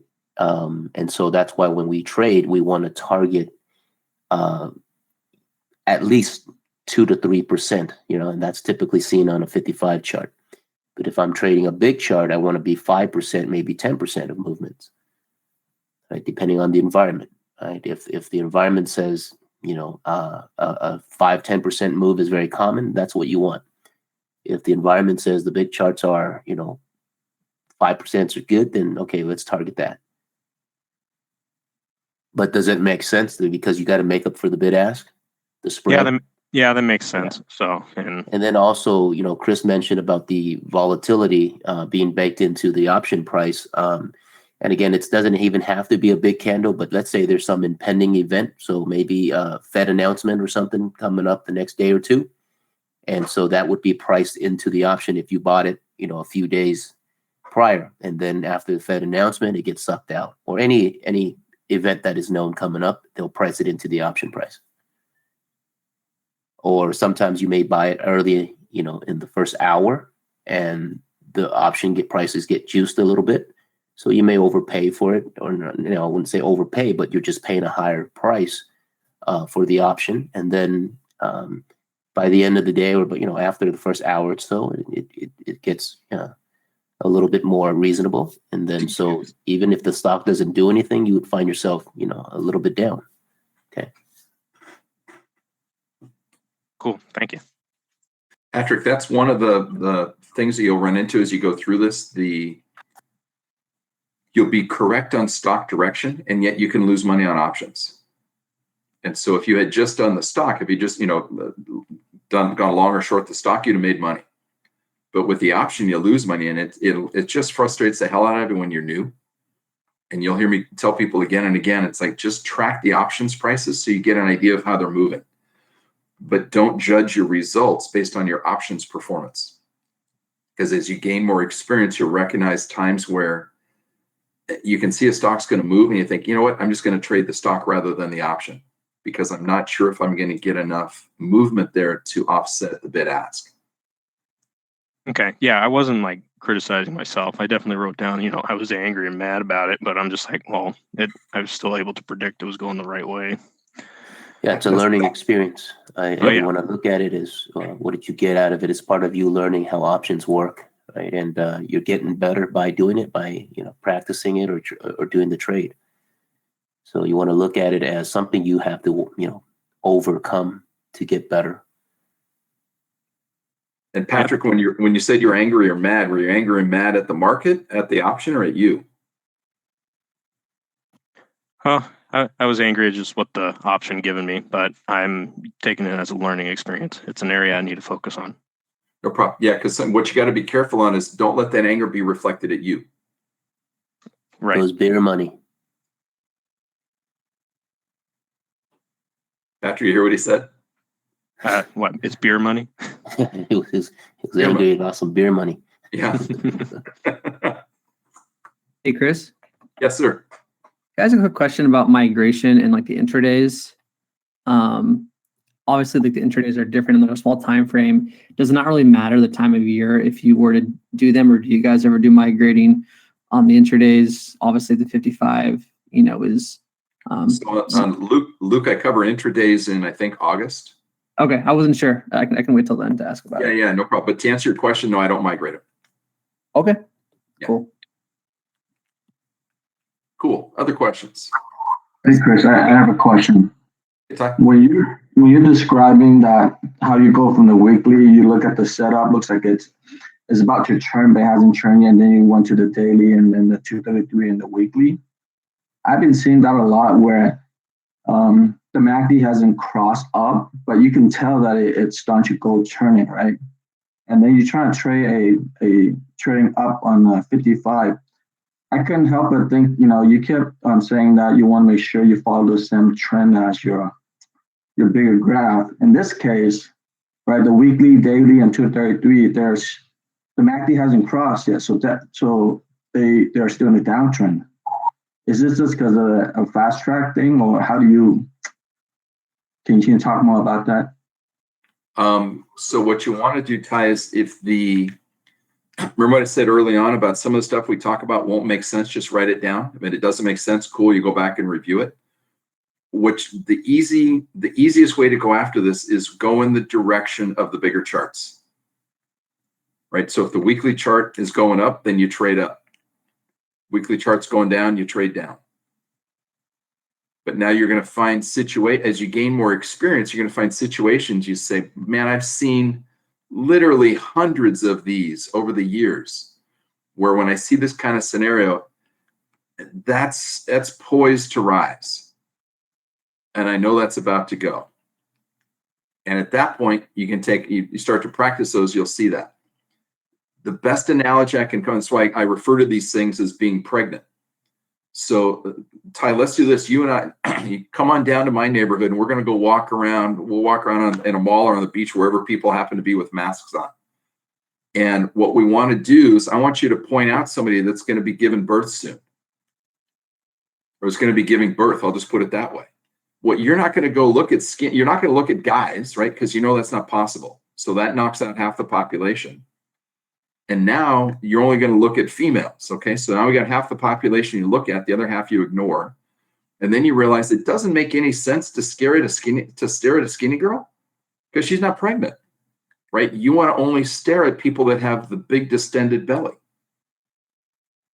And so if you think of that in terms of the trading metaphor, or think of that analogy or metaphor in terms of trading, we're only looking to potentially migrate a trade when the weekly is poised to go.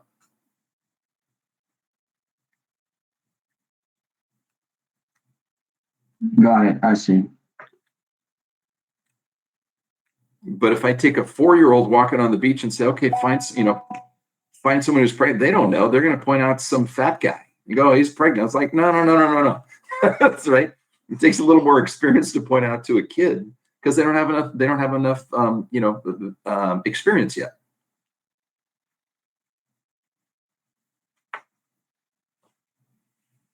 Okay, that makes sense. So it basically just comes with experience that you can just spot those setups. You'll learn to recognize. Yeah, you'll learn to recognize. But early on, when you're just starting off, it's so much easier if you just trade in the direction of the trend. Or trade in the direction of the big. In POW's terms, trade in the direction of the trend. In fast track terminology, it's all the charts, but you're trading in the direction of the bigger charts. Got it. Thanks. You're welcome. Hey, Chris. Yes, ma'am. Hey, Carla. How are you? Good. If you don't have enough, if you can't afford the sort of proper strike price, like let's say the appropriate price is a 70 delta and you can't afford it, do you think we're better off buying sort of the closest one we can afford, or just waiting for the next trade that sets up that we can afford the right strike? So when you say can't afford, is that when you're talking at $1,000 trade limit? Yep, exactly. So what you want to think of is two things. One, if you can't afford 5 months of time, it's the one rule in all of the whole manual I'm willing to bend. So if you need to buy 4 months or 3 months, or 2 months, I'm okay with that. Don't buy this month when you do that. What about And on a put? even if this month is too expensive, then just do a paper trade. Okay. And on a put where you're already just buying like the next month? Same issue. Yeah, stay with that. Stay with, and again, you're paper trading, right? You're practicing on this. Stay with that, 70-ish delta, 70 plus delta.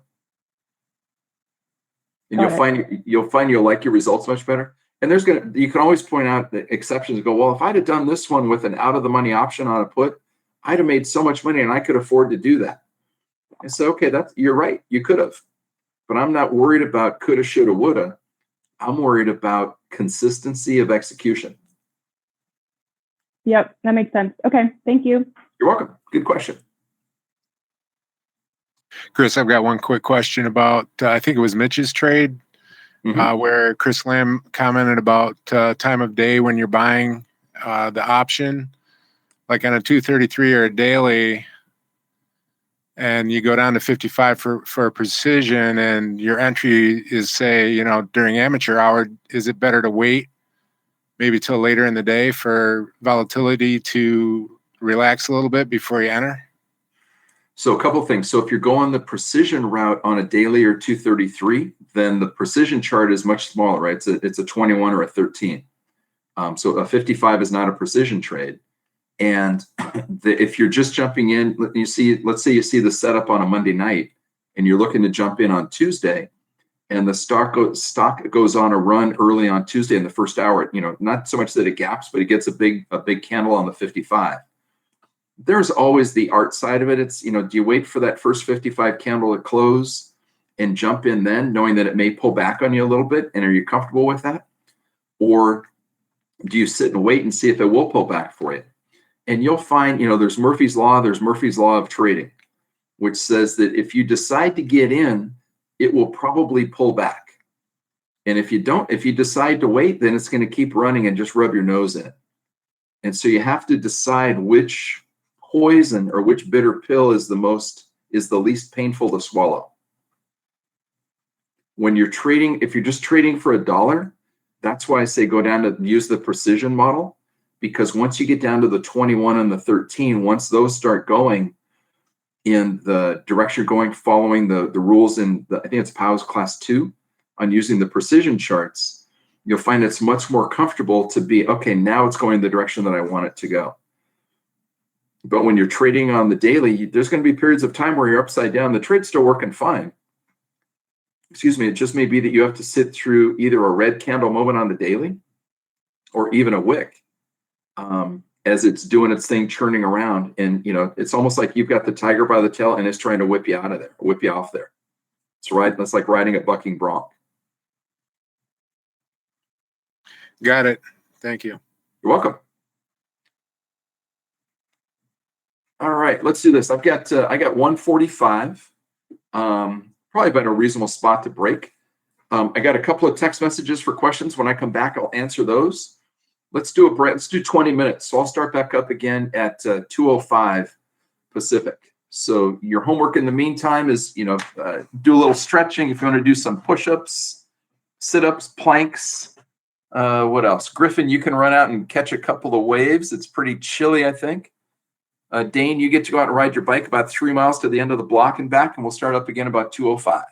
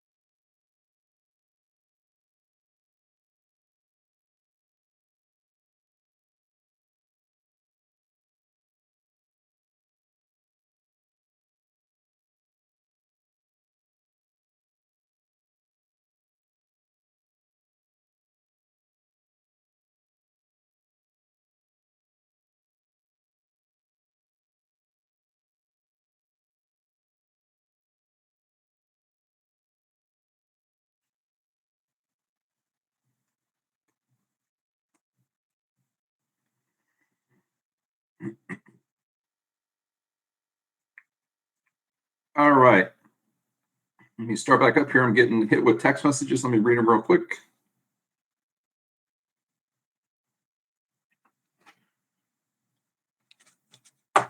Katrina, if you're on, just having some trouble with something. If you're on, go ahead and come off mute. I don't see you on, so she might still be trying to get in.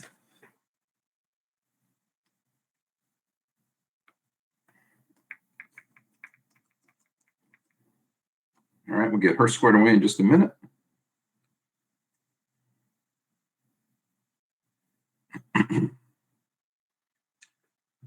While I'm waiting for her to come on, let's see, she's not in there yet. Mila, you asked me to repeat what I said about scarcity and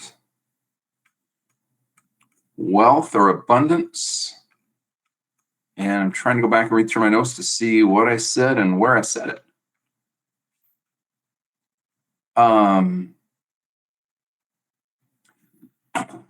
The idea on this is people with an abundant mindset, if you want to call it a wealthy person, but an abundant, maybe it's a wealth of thinking. An abundant mindset assumes that there's a risk of loss in their money or with their money and everything they do. And so because of that, they analyze the risk and then they proceed forward with the knowledge and the know-how of the risk. They don't gamble, but they do accept the risk. On the other hand, people with a scarcity mindset will avoid all risk at all cost. And what they do is they approach risk kind of almost like abandonment, right? There's no regard for risk. And you go on to think of that as people think of that like as people play the lottery, almost like that's their retirement plan.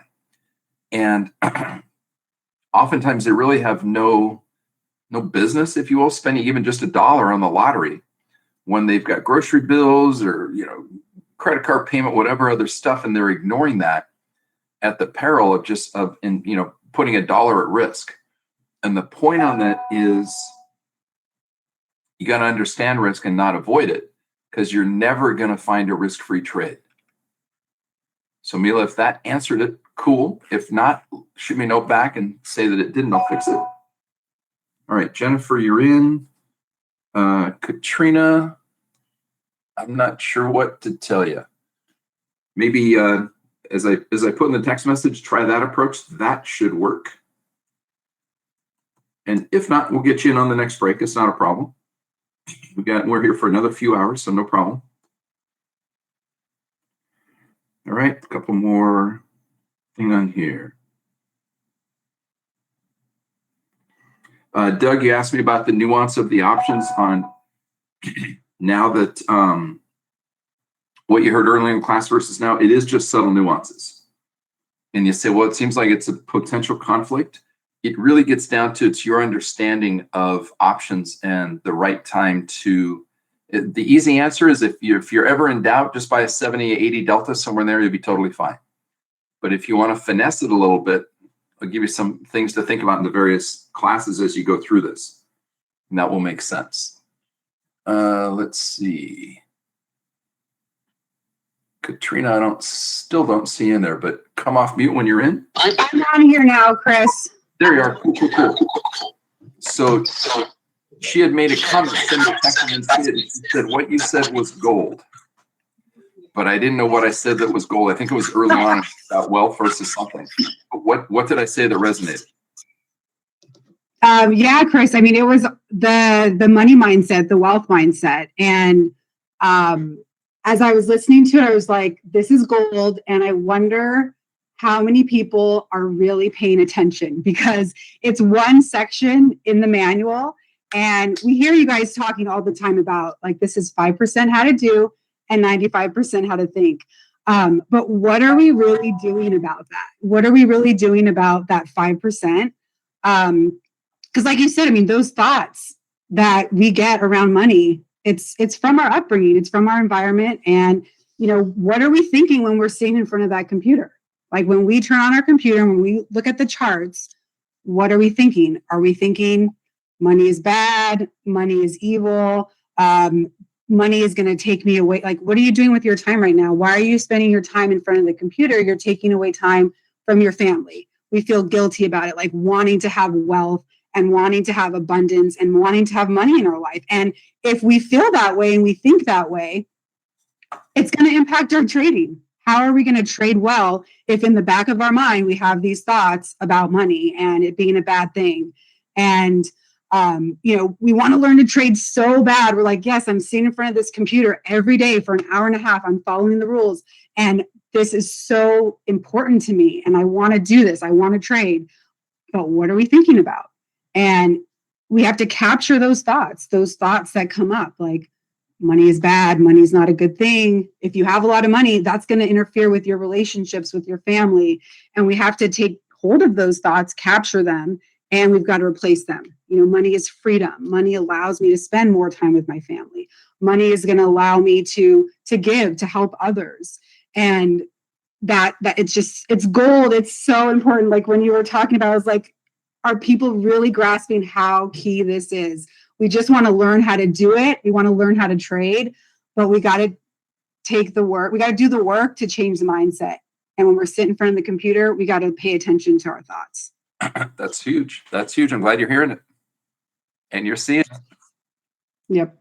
Thank you. Thank you.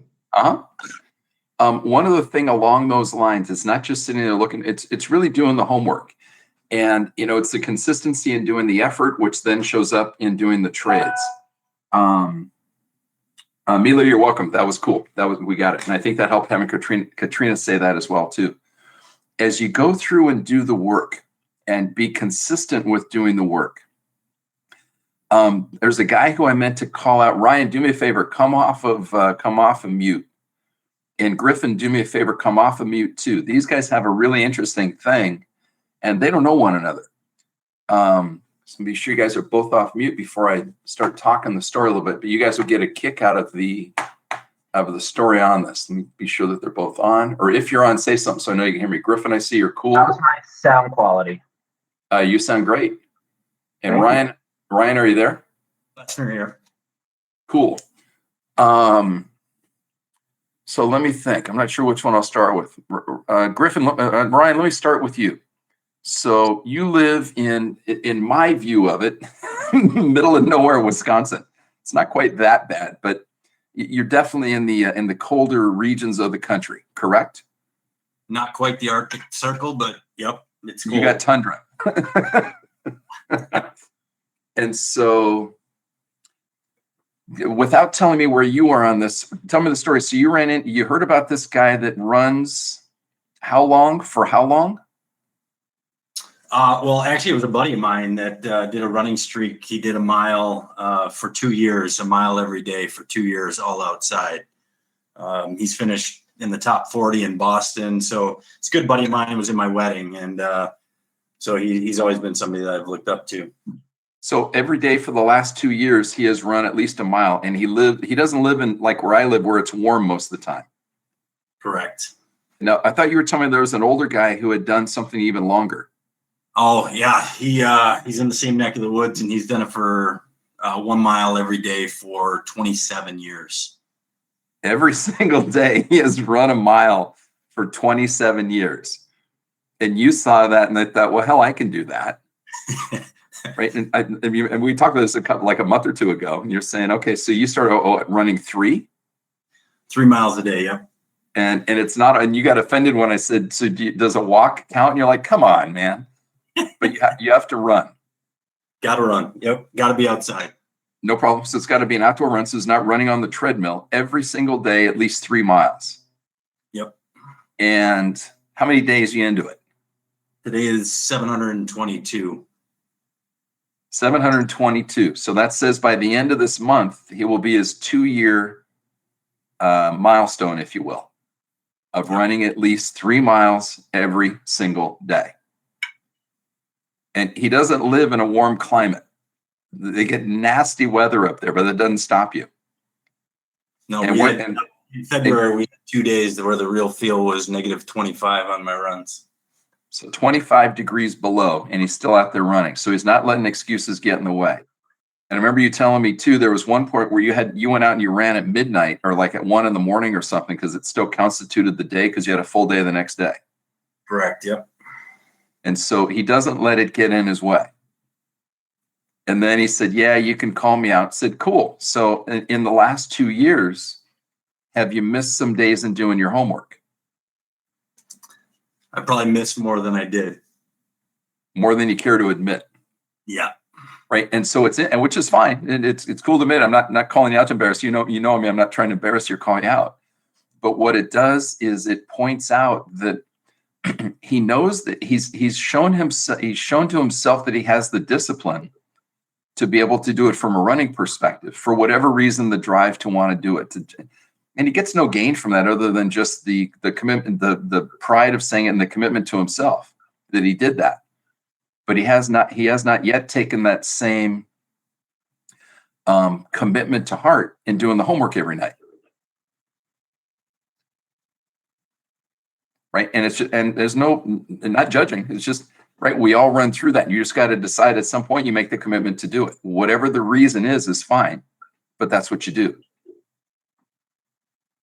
So I expect, Ryan, so you got 2-year anniversary here. So then that says that at your 3-year anniversary, you will have 1 year of having done your homework every night on POWs. I hope to tell you that. Yes. I hope you will tell me that. I will. Right? You just make the commitment. You do it. So Ryan, cool. Thank you for that, and congratulations. Keep going. But now, Ryan, watch this to give you a different perspective on this. And you're running 3 miles. So Griffin, how many days in a row well, let me see. Griffin, what'd you do yesterday? I went for a run, and I went for a run in the mountains, and it was a little over 26 miles. I think we did over 3,500 feet of elevation gain. So gain of 3,500 feet, and ran basically a marathon. And this is trail running? Correct. And then 2 weeks ago, what'd you do? Similar, but it was closer to 20. It was like 21 or 22 miles. It was only 20. It was only 20. I love that. And so now more importantly on the running stuff, and you do it, and why do you run? And you're not running every single day. No, I just love running. Literally the dopamine hit. I love getting my dopamine in the morning. Okay. No problem. So you do it through running. Yeah. And then stay healthy. There's a guy in the call. We talked about this in the POWs class a couple of weeks ago. There's a discipline program out there called 75 Hard. And you can go look it up. It's a freebie thing. You can go learn about it and see it. One of the guys, he's in the class, he's on the call today. He comes into the cash flow meetings. He was talking about this to people a few months ago. And it's like, man, it sounds really interesting. And I was talking to Griffin a couple of days later, and I mentioned to it. And the idea is you have a handful of tasks that you do every day, and none of them by themselves are difficult, but it's really just doing it every single day. And so Griffin and I were talking. He said, man, I thought about that and really got in my head.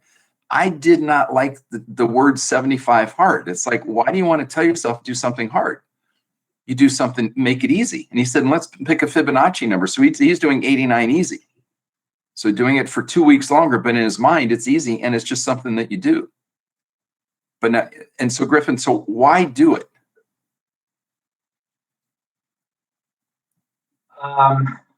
Well, initially I did it because a friend of mine wanted to lose some weight, and I was like, hey man, I'm in if you're in. Let's do it. And then I started to implement some of the tasks, and it took a little too long to get that friend going. So I said, F it, I'm in. And I started doing it, and I told people about it. And that's why I'm doing it. That's why I continue to do it, is because I do what I say I'm going to do. And say that louder. That was it right there. Say that again. Do what I say I'm going to do. So do what you say you're going to do. And I mean that quite literally.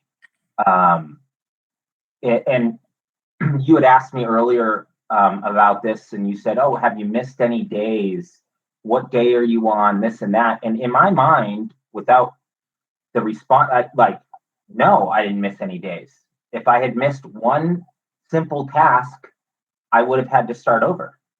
and I would have started over, but there's no reason to miss the task in my mind. That's very cool. And I'm assuming that when you said that friend of yours, did you use finger quotes, and does he have the initials of CH? He may be good looking.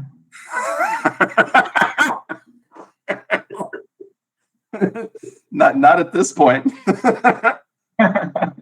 What else? And now the other thing that will help Ryan on this.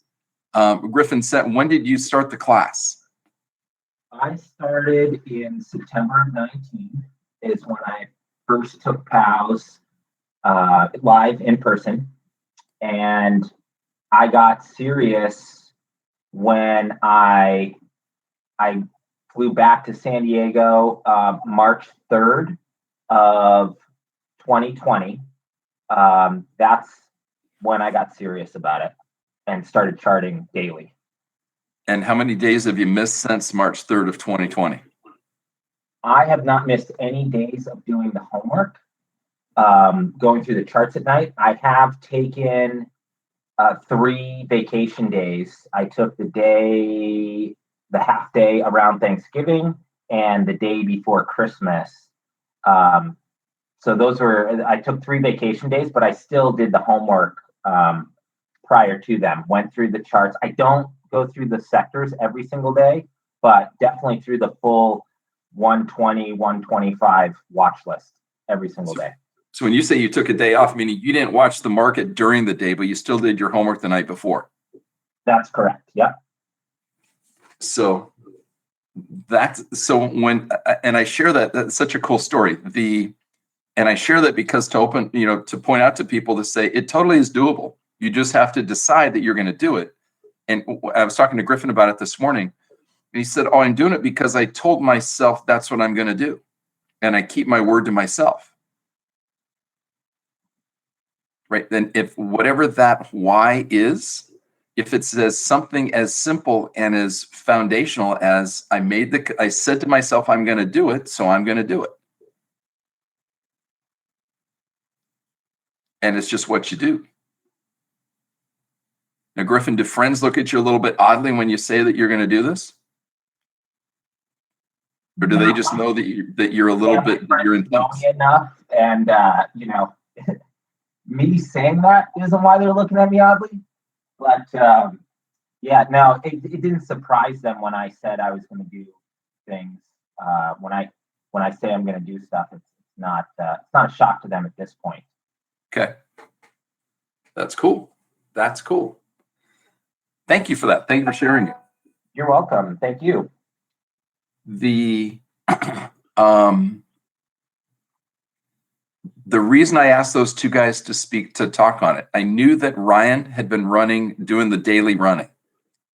And I think it's such a cool accomplishment to be able to do that every single day, 3 miles, and weather doesn't get in his way. How's my audio, by the way? Somebody's telling me it sounds a little choppy. We doing okay? Yours is good. I think Griffin's was a little choppy. Yeah, Griffin's a little choppy. That's okay. But is mine okay? A-okay. Perfect. And so the reason I asked both those guys to come up, the first one was Ryan, because of doing that. I wanted to acknowledge the 2 years of every single day of 3 miles. And then I wanted to have Griffin on because I knew that he'd been doing the homework every single day for the past year. And he had made the comment to me a few months ago. He had some questions. We were talking about something. And I don't know if he had shared at the time that he was doing the homework every day, but it was pretty obvious from the way he was asking questions that he had. And he made the comment that just said, well, I do it because I told myself I'm going to do it, and I keep my word to myself. It was almost like I insulted him. And I certainly wasn't trying to do that, but it was really interesting to hear that type of mindset and mentality. And then I get calls or emails from other people, and they're fighting with themselves about wanting to do the work every day. And they're wondering why they don't get the results. Right? The work shows up before the success. And you got to put in the work every day. And whatever reason that drives you to do it, it's cool. Doesn't matter. But you do the work every single day. And I get a kick out of listening to Griffin, like, oh, I went and I ran, 20 miles before breakfast. And they're like, well, we went on a small run of 20 miles. I haven't run 20 miles in a month. But I love the attitude about it. I forgot to ask Ryan. Ryan was telling me something. He did one of the Goggins challenges, which was to run 4 miles every 4 hours for 48 hours. So you get up, you run 4 miles, go do your thing. 4 hours later, do another 4 miles. And it's not a speed test. It's just get up and do it and keep your commitment to yourself. And that says that in 48 hours, you'll have done whatever the math is on that, some huge amount of mileage, and you just got to keep doing it. Kira, I think the issue, it must be on your end with the choppiness. I'm not hearing it from other people. So there must be something on your end with internet connection. I don't know what to tell you on that. So I wanted to share that with everybody on that, because I think that's such a great story, and it shows the level of commitment that you can do, or that one needs to do with this. Let me check my text messages and I'll keep on going.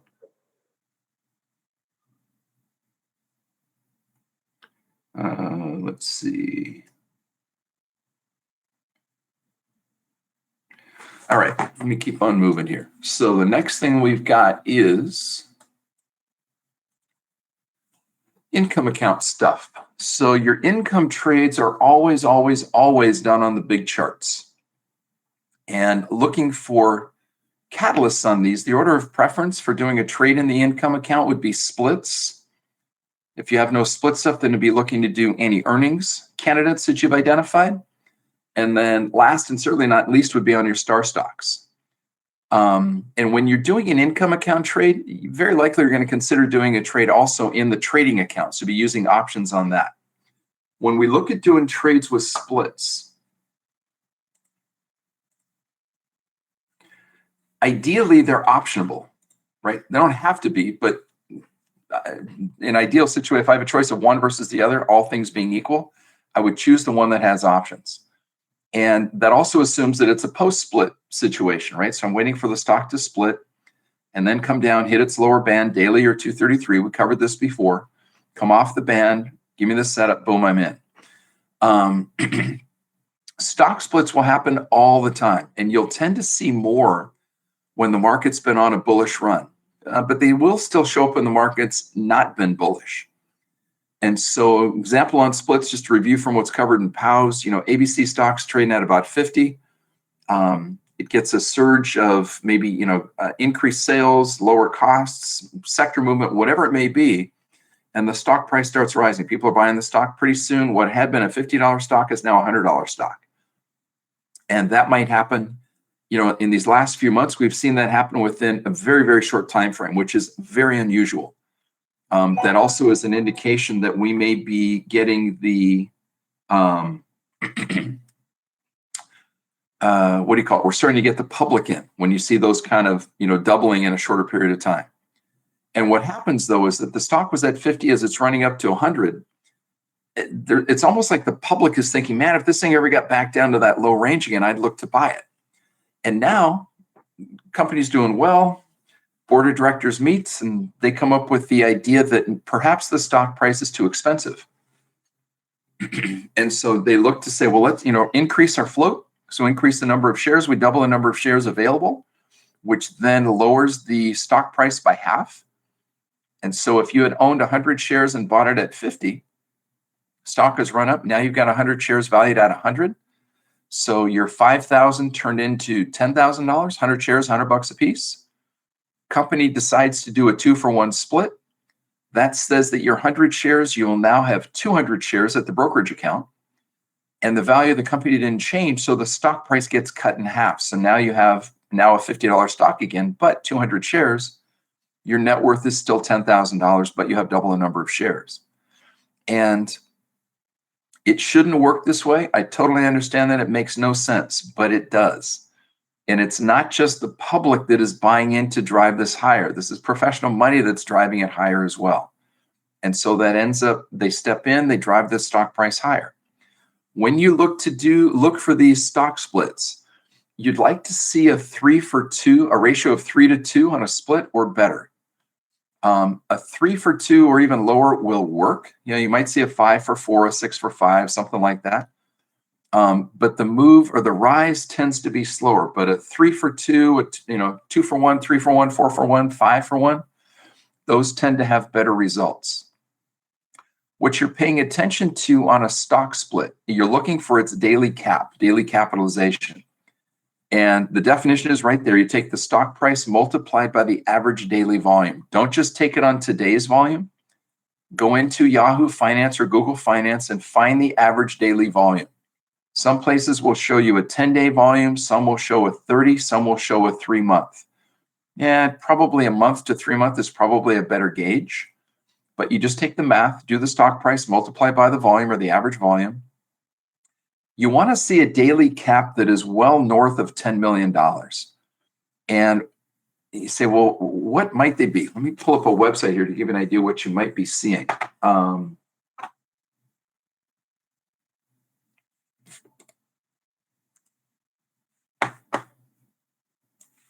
Sorry, it took a minute to find my mouse. So go to finance,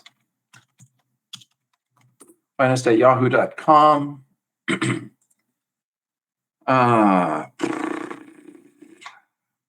to think of a lowly, let's try Apache. Oh, got bigger volume than I thought. Well, we'll go with this one. So this is Apache, one of our oil stocks. Average volume is just under 10 million. So let's call it 10 million. It's 9 million. We'll call it 10. 10 million times $19. So 10 times 19 is 200. This stock trades about $200 million a day in daily cap. I want to see something that's doing 10 million. If this stock were to split, cool, meets my criteria. What I'm aware, and now let's compare a bigger one. Let's look at Apple. So here's Apple. Apple's trading a little north of $100. Average volume is 110 million. So let's see if we would add what, 2 zeros to that. So it says we're doing 10. We're doing ballpark 11 plus 20%. We're doing about $13 billion a day moving in and out of Apple stock. Now, remember what we talk about as far as the size of our income account. Ideally, what I'd like you to get to at some point, X number of years down the road, people freak out and go, oh, I'm going to do a $50,000 trade. Now, they can't picture doing 100 grand. They certainly can't picture doing $1 million. So let me stretch your thinking a little bit. I'd like to see you get to the point where you're pushing $500,000 to $1 million on an income account trade. So that says then that if we're doing $1 million on Apple at $120, right? Million divided by 120 is, what is that math? That says we would be buying about 8,000 shares. Apple trades 110 million shares a day. We're going to do 8,000. They're not going to even see us. We are literally a rounding error on that. And yet that's a ton of money for the individual. Is $1 million trade. That's crazy. It's like, well, it's not crazy. It might be beyond your scope of either reality today or your comprehension. But that's ultimately what I would like to see you get to. And not worried about the dollar amount. We're going to trade 8,000 shares, and this thing trades north of 100 million shares. They're not going to see us. And you see by the next bullet, it says avoid having your income account trade approach or even exceed 0.5% of the stock's daily cap. Stock's trading $13 billion. They're not going to even notice $1 million. And the reason that's important is because when I go to get in the trade on stock and when I go to exit the trade on stock, I don't want my activity to upset the stock price. I don't want to be the reason the stock price is rising because I'm selling my 8,000 shares.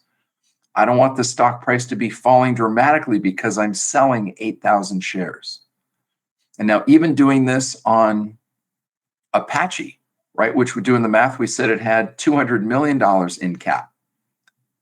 And we're going to be pushing $1 million. We're 1/200th.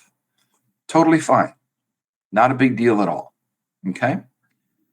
As you go through this and practice this, you're going to find that you want the stock to be moving enough to give you, at least a 5% or better opportunity. And the way you see that is just check the weekly candles recently to see if there's about a 5% range between the high and the low. And if you've got that, probably got a viable candidate. If you're not sure if it moves enough, it probably doesn't. So skip it, go find the next one. When you're looking to trade these, you've got to be patient. Let the stock split, give it a full week after the split. In other words, don't trade it in that first week. And then watch for a trade over the next 2 months, ballpark 8, maybe 9 weeks.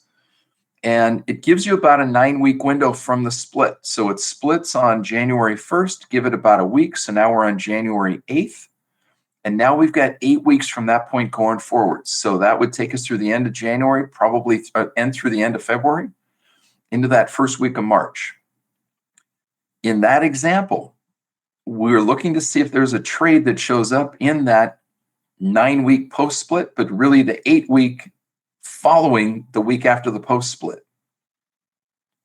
And if it doesn't give you a trade in that 8-week window, think about getting rid of it. It doesn't mean you understand, think about getting rid of it. It doesn't necessarily mean you have to. If it's an obscure stock that doesn't move very well, then go ahead and get rid of it. But if that stock is in a hot sector and it's just that it didn't have a trade in the prior 9 weeks, you might decide to keep it on the list a little bit longer, especially if it's a better choice than other split stocks you might have available. But don't keep that split stock on that list for an excessive period of time. Okay, but if you want to keep it on there a little bit longer, not a problem. Hey, Chris. But only do that on a stock that moves well in a hot sector. Yes, sir. So can you repeat that? So you're saying there's initial 9 weeks, but then you're looking for the move after 8 weeks after the 9 weeks. So Luke, the stock splits. Let's say it splits on January 1st. We give it a week. Let it do whatever we're going to do. Settle down. And so that would say then my 8-week window would start on January 8th. Yep. So it's a total of 9 weeks from the post split, but I don't want to touch it in that first week. I gotcha. So it's only 8 weeks after that. And then after 8 weeks, you think about, getting rid of it or not if nothing happens. Yeah. If you don't see, if it's a stock that isn't moving well, get rid of it at 8 weeks. Okay. Gotcha. This stock that is moving well just hasn't given you a setup. If it looks like it's getting close to being one, if you want to keep it around a little bit longer, but don't keep it on there for 6 months. Okay. Thanks for clarifying. Sure. So let's see and that was on splits. Now we go to, please. Hey, quick question. We're looking, so when we're looking for splits, does it have to be one of the stocks on our watch list? No. So split stocks will show up that could be on the watch list, may not be. Okay. But if it's not on the watch list, be sure that it meets that criteria with a daily cap and the trading volume that's enough that your trade size is not going to be more than 0.5% of the daily cap. Got it. Hey, Chris, one more want question. it to move well enough. What about pre-split? Hold on one sec. Lamb, say that again. You also want it to move well enough.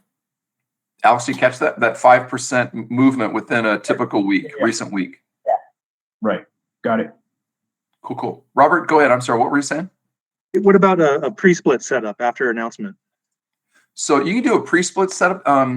If you want to do that in the trading account, what I found is that, remember, we're doing this on the income account. So I'm talking about trading the stock. If you see a great split, if you see a great setup in the pre-split period on the larger charts and you want to trade stock, I got no problem with that, because to me, that just says you're trading a star stock if it's moving well. But ideally, I'm looking for the catalyst being the split. I'm looking to do the post-split trade. Okay, thank you. You're welcome. And hey, Robert, I never responded. Thanks for the cool email. I love that. Thank you. No, thank you. And Robert, oftentimes there is a pre-split move too. So yeah, you can pay attention to that. I've had a lot of good luck with those. Robert, it's not good luck. It's expectation. Thank you. Yeah, that clarifies it. What's the time? I've got a good feeling with those. How about that? There you go. What's the time frame on the pre-splits, Chris? 2 years. Like any time from the announcement to the split, right? Yeah, anytime. So once they announce they're going to be doing a split, from then until they do the split itself. Yeah, you want to see it closer to the split date, kind of like earnings. It's an expected event. So 4 to 6 weeks, if there is 4 to 6 weeks, sometime they can split, sooner after the announcement. So sometime 4 to 6 weeks within that period. Thanks. Hey, Chris, I have a question. Yeah. Recently I spotted one of the stock in the watch list that has a 10-for-1. But then it's not in the splitting calendar. It's on the split calendar. So a stock did a 10-for-1 split? It's in the Q chart. I saw in the Q charts. What stock was it? EDU. When we bring up charts, we'll take a look and see. Okay, thanks. Yeah, I'm not sure. And it wasn't a 10. It wasn't a 1 for 10, right? Well, no, it wouldn't be. That would be reverse. Okay. 10-for-1. And you said is it on our watch? No, that is on our watch list, right? Right, it's in our watch list, and I saw in the Q chart, and it has an arrow, and it says 10-for-1, but it's not in the split calendar in the website. Huh. We'll take a look and see. It's a Chinese stock, right? No, EDU is aren't they the We took it under education. Yeah, it's education, New Oriental. Is that New Oriental? I can't remember. Yeah, New Oriental. Okay. Ines, that ought to show you something. Is that I go through the watch list every night. I don't even look at the tickers unless it's a trade. So a lot of times you say, well, are you trading, do you watch ABC stocks? Like, I don't, I got to go look at the list. I don't remember because I'm not looking at the ticker. I'm looking at the chart. Good advice. So cool. So we'll take a look and see. Cool. Thank you. All right, let me keep moving here. So next thing we look to do, remember I said for doing the income account, 3 primary things. One, ideally would be a post split. Next would be earnings. And then the last would be just a star stock. So next thing to talk about then is earnings. And what I'm doing with that category or that catalyst is I'm looking for stocks that in the past have had either a move coming, have shown a consistent move going into or coming out of earnings. And I don't just trade it because of the history. I can only do the trade, proper entry, intelligent exit, done to plan, which means I've got to have an entry. So I've got to have a charting reason to do that. All the history is doing is that it's adding an and to my level of comfort and confidence in doing the trade. But I can't trade just on the history. I've got to have a chart reason to do so. I've got to have the proper entry. So with earnings, imagine the following, I guess, scenario. You find a company, they've raised guidance, right, from the prior announcement. They're coming into earnings, right, or about 90 days from when they, 60 to 90 days from when they made their most recent earnings announcements or coming into earnings within the last month or so. They've got a history of moving at this time of year, and I see a chart set up too. That type of scenario, to me, would be a very comfortable place to do an income trade. And I probably would do a trading account trade there as well, right? Because I've got the chart, I've got history, I'm coming into a catalyst, a known catalyst with earnings, and on their prior earnings release, they raised guidance. I'm getting I guess I call it a trifecta when there's 3, a quadfecta. I'm getting 4 reasons there, not just chart reasons, but 4 big picture things like, everything seems to be lining up. All the wind is pointing in the right direction.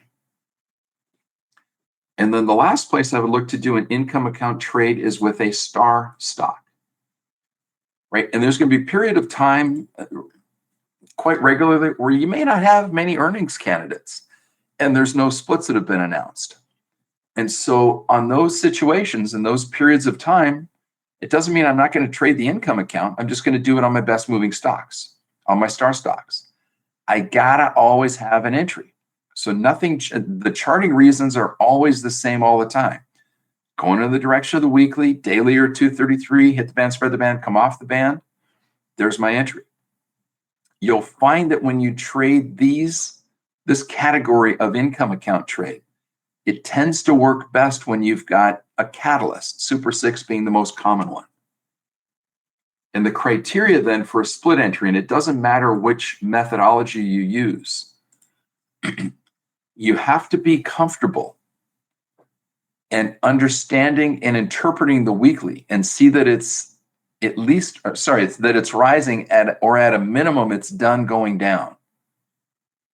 And then you're watching both the daily and the 233, watching two charts to kind of in your mind, it's almost like you're getting a single picture in looking at as to what is the stock doing. It's preferable to have a candle on either the daily or the 233 or both that is touching the lower band. And then the majority of the time, you're going to see that candle that's coming off the lower band is on the daily. Sometimes it's acceptable to have it only on the 233, but the majority of the time you want to see it coming off the daily. If it's only on the 233, you got to have the daily candle body coming off of a potential support area and have its indicators confirming. And people are going to read, they go, what? I don't understand what that means. Don't interpret it here. It's written down for you. Go back and you read it and go back and look at charts. You'll see what I'm talking about. The candle that touches the lower band must either be the one that forms at the 3X or on the prior. So let's say that we get a 3X on Tuesday candle. I want to see either Tuesday's candle touching the lower band or Monday's candle. And when that happens, most of the time, the entry is going to occur on the 233. When you see the entry on the 233, you want to see the daily coming off of a potential support area with the indicators confirming. I wrote that two bullets above that. With experience, you can get in one of these when it's got a sloppy 3X, but the cleaner the 3X, the more preferable it is. You say, well, what do I mean by sloppy? Well, if they don't all cross on the same candle, if it varies by 1, say, well, what if it varies by 4? And I'm going to say, you tell me, go find 50 or 100 examples and you'll be able to answer that question yourself. But you're going to find the closer it is to a 3X and the cleaner the cross, the better you'll like the results. Understand also, the 3X can't be determined until the candle is closed or until it's very, very close to closing. What I mean by that, you get in the last 15, 20 minutes of the day on a daily, right? Think of the Fibonacci numbers, right? It's 34, 59, 55, 89, 144, 233, and the next number in the sequence is a 377. So that would say the 377-minute candle. I don't chart it this way, don't do it, but there's 390 candles in a daily chart. And so at 377, that says it's 13 minutes before the close. You could be getting in LA at about 12:45, which goes back to my thing. So in the last 15, 20 minutes of the day, if you see it setting up, if you want to go ahead and jump, you can. Just to understand, we're not trading the 377, we're trading the daily. And so if that stock takes a header and turns south in the last 10 minutes of the day, you shouldn't be in that trade. You got to close it before the close of the day. So if you're going to jump early, just be prepared. You may have to jump out and take a small loss because it didn't flash a 3X for you.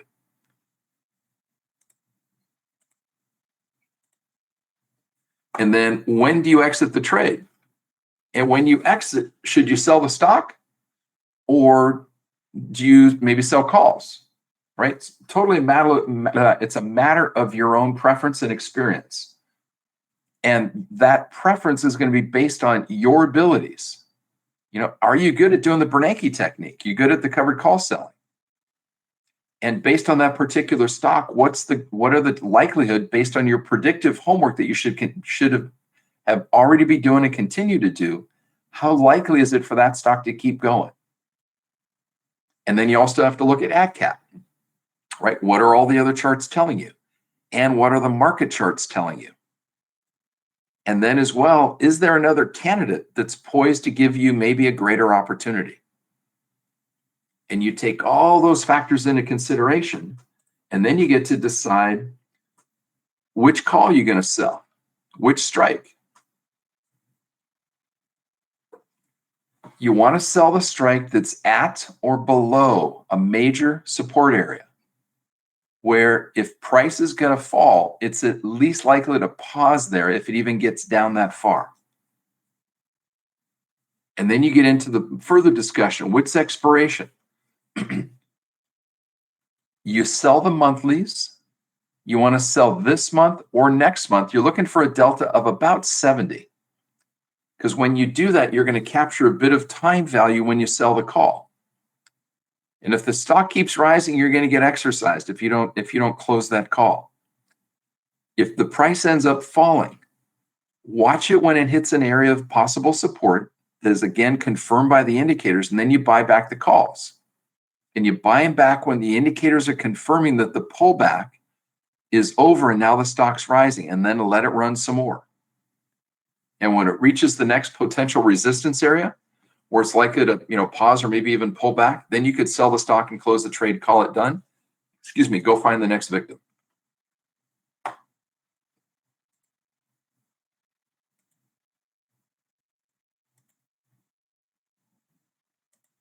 Chris, you want to show an example of this? Ready to do some charting?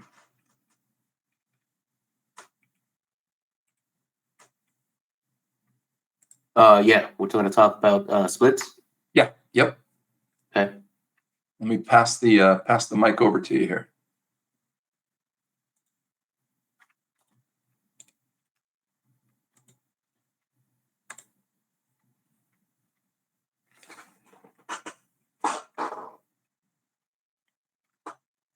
You should have it, Chris.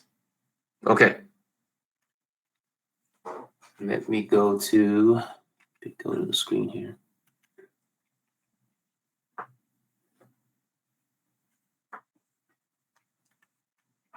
All right, so let's there's a couple of there hasn't been a whole lot of good splits I think within the past few years, but there's pockets of here and there. Just know that you have a lot of choices once you have more experience in seeing the charts, like Chris had mentioned. Your preference would be, if you had all things being equal, to do a split trade.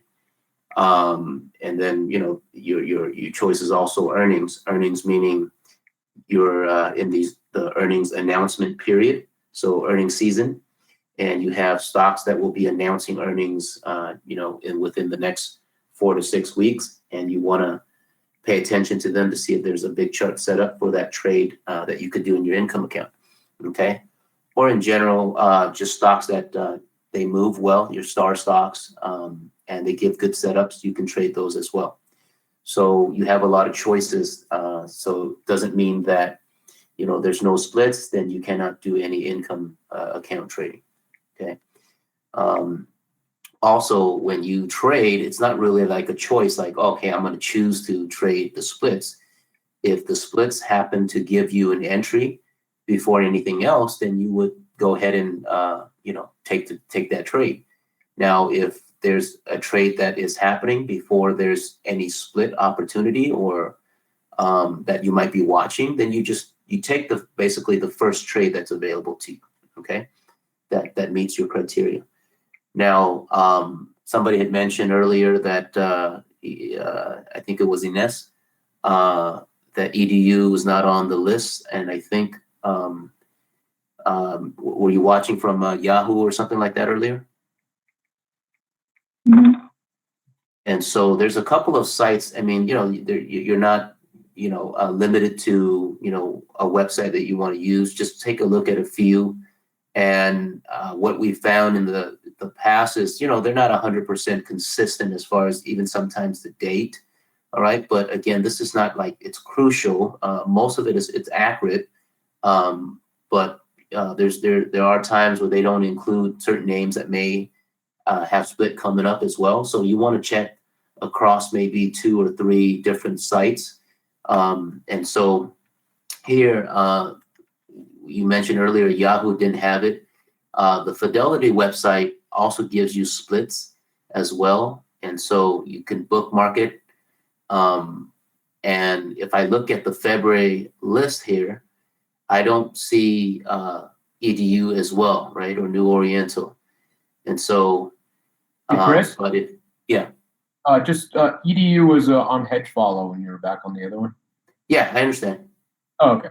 Yeah, but I'm just saying, I'm going first to this Fidelity site. It's not here, right? But if you look at EDU, it is here. But you got to understand, this says this last updated March 18th. So at the time that EDU split or announced, you probably you might have not been given that, right? So here's EDU, okay? They show it here, and the split date is 3/12, but this might have appeared in the last week, so I don't know, right? Did this come, back in February or January, when you were looking at it? So I don't know, right? But at least it is here now, so you see it. Here's the announcement dates. They don't have any dates here.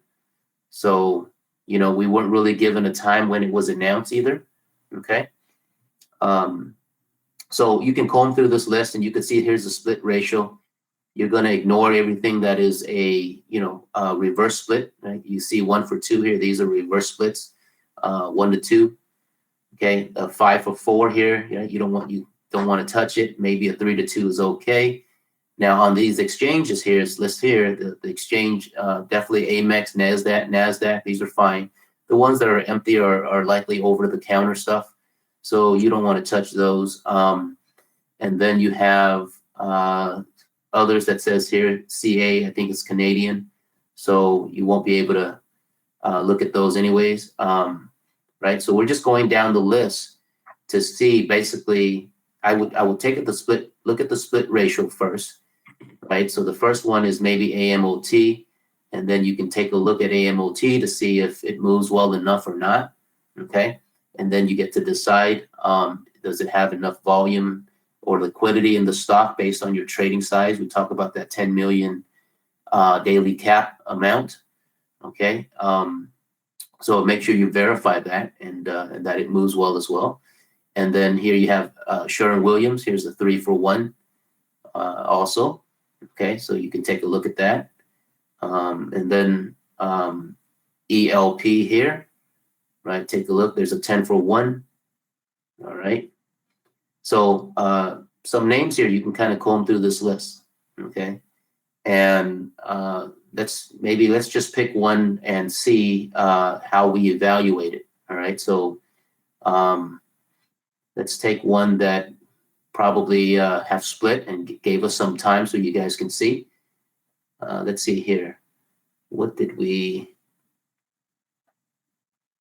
So again, if you look at this list today, it's going to show you the split date that is or stocks that I guess it's more recent here. You can see the split date here, which is the X date. And so let me see if they give you how far back do they give some of these. So it seems like it goes as far back as February 12th here. Right, it looks like it's in order of the split date here. And so let's look at anything that has split prior. How about Fizz? Fizz, is it on here? Okay, so here's Fizz.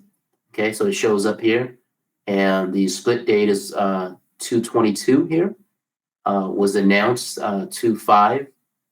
And that's the date of record. Date of record just says you get the split, if you had shares before that date. So Fizz, let's take a look at Fizz. So we'll pull it up. Okay.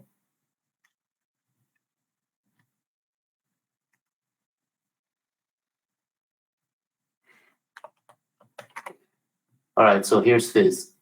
And we said it was, the split date was 2/22, roughly. And if you look on Q charts, sometimes they show it, sometimes they don't. Okay. And if they don't show it on the weekly chart or the daily chart, they won't show it. Okay. So in this case, they do show it on the weekly chart, but the problem with the weekly is you don't get a specific date on it. So let me go to the weekly chart so you can see the split indicator. Just for clarification on that, Q-Charts has this wonderful design flaw that if a stock splits on a Monday, it doesn't show up on the daily chart. I don't know why it's in there. You know, their best people are working on it. They've been working on it for like 6 years, so it's not going to be fixed. But just know it seems that if a split date is on a Monday, it won't show on the daily chart. It will show on the weekly, but not the daily. All right. Thanks for the details. Yeah. Meaningless trivia that you don't need to know. So here it is shown on the weekly here, right? 2 for 1. Okay, so and so what we saw earlier was it the split date of 2/22, correct? And then the split marker here is on 2/28. So who do you believe? Right? So you gotta, you know, let's imagine it. This is the actual split date on the chart. Okay.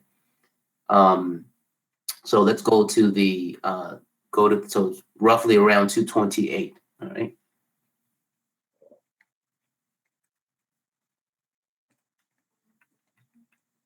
Oh, by the way, let me go back to the weekly chart to kind of show you guys the how you interpret. Number one, we're looking at the stock itself, and if I put my cursor on a kind of a normal candle, you know, don't take these big ones, but maybe some of these, right? And so even this candle before that big move, if you look at the high low on it, it's roughly from about 44 to call it 39, you know, $5. So you're seeing somewhere about, you know, 12-15% or better right there of a move. All right. So that's enough, right, of movement. So it's it qualifies as far as volatility. And then we go to the daily chart and we'll take a look. So on the daily chart, here's the volume. All right. And you may want to verify if, you know, if this is the actual, like, what's the average volume? Usually if you see this, you know, it's if it's way more than enough, usually it's all right. Based on, you know, looking at the candle, I can see it's a normal average day. You know, it's quiet and it's still about 1 million. So it meets the above 10 million, right? So call this roughly about 1 million times 50. It's 50 million or 40 something million. Okay. The average volume, if you care, is 1.3. You're fine. Yeah. So it's usually, you know, if this is usually a lower number, right? Because you look at the candle. Now, if you look at it on a day like this, then you may want to go and verify. Okay. Because that you know, that volume would be a little bit inflated based on the size of the candle.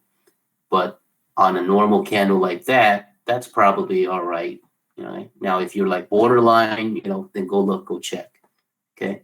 Now, being at 40 million doesn't mean for some people, it might not, you know, based on your trade size, it may not be a fit. Okay. So again, we want to stay well below, you know, that 0.5%. So if we're talking about 40 million, 0.5% of 40 million would be what, like 200,000 or something like that. Okay. So if you're trading north of that, you don't want to, you know, you don't want to touch it. Okay. All right. Let's see here. All right. So here is the split date, February 20 something, roughly around here. Okay. Or 28, call it somewhere here, somewhere along this line here. There's a split. All right. And let's say if you heard about the announcement, you know, somewhere back here, you might have had a move, you know, here that you could participate on a pre-split move. All right. But we don't know. Okay. We don't know on the announcement. What date was that? It was, I think, February 2nd, I believe. Yeah, early February. So again, we don't really have anything to do prior to the split here. Okay, so here's the split roughly around this time, and we'll skip about a week. Okay, and so this might have given you about a week. So depending on if it was announced on the 22nd, or if it was announced, or if it's did the split somewhere early March, then you might have not gotten in. All right, it's debatable. Okay, based on when you were given that. But anyways, the setup here, you might have drawn a line across and see that potentially there is a support area here, okay, that you could have gotten in on this, trade. Now you go and look at the 50, you go and look at the 233 chart so that you could see Stoke being below 20. You could see the MACD here, flattening out, coming together. All right, sitting on the 89, a potential moving average or support line area as well here. Okay, and so let's go take a look, and it's around the Super 6 time, early March. So should just gather as much information where it would make you feel comfortable to do the trade or not. All right, so let's go to the 233. On the 233. So the early March period here, let's see, roughly here. So you have a Bollinger Band squeeze here, okay? And I think this is the day where you have a movement to the upside here on the daily chart shooting up. Now it's breaking, it's breaking out of the squeeze, and it's trying to spread the bands. And so you have to probably take a look at this and say, okay, which direction is it going? Then that's when you glance at the daily and the weekly chart. And even though the weekly chart is pointing down, it was a digestion or a move, right? Taking profits from the huge move up, this huge move up. All right. And the weekly chart at the time had Stoke below 20. It was also bouncing off of a middle Bollinger Band. Now, because the way the indicators are on the weekly, I don't expect that you're just the weekly is done going down, right? But the weekly might be due for a little bounce. So if you wanted to take this trade, you must assess the risk and reward, okay? So at this time, at the end of March 5th, all right, you may see the daily, give you a kind of in all the indicators turning north. And you have to evaluate the time. Where is this stock going? So I could see this stock as it's moving up, right? You have the prior high level that it can get up to maybe 60-ish here. Okay, I could see that. And now if it were to reverse, where would you take the loss? At this point here on the 233, you could use the red crossing back below the green. You could do that. All right, but you're probably going to give up a lot here. So risk reward is not worth it. Now, if you go to the daily chart, okay, so let me go to the daily chart so you guys can see. All right, here's the daily chart. So looking at the daily chart, you see the mid band and the 50 MA, they're starting to come together. So you could look at this 50 MA and say, all right, I'm going to use this 50 MA and roughly mid-band that's converging. And it'll probably be around $51-ish, somewhere between 51 and 52 to take your loss at, okay? So that says that if you entered here, right, where it closes, you would give up about, maybe $3, okay? 3-ish to get towards the 60 area. So you're going to get, roughly a 2-to-1 if you want to enter it there. Okay. Now, because of this big white candle, right, we talked about oftentimes you could see a little bit of a pullback. And often you can see that on a smaller chart. Okay. Maybe a 55. If you're looking at an action chart, then it'll be 21. Okay. And so here you could see that little pullback to test the mid band and 50 MA. Now, if you're available and you can see that pullback, you could take that trade, and that would give you a much better risk reward, right? And as it gets up, watch this watch these, the soak, right, and the indicators.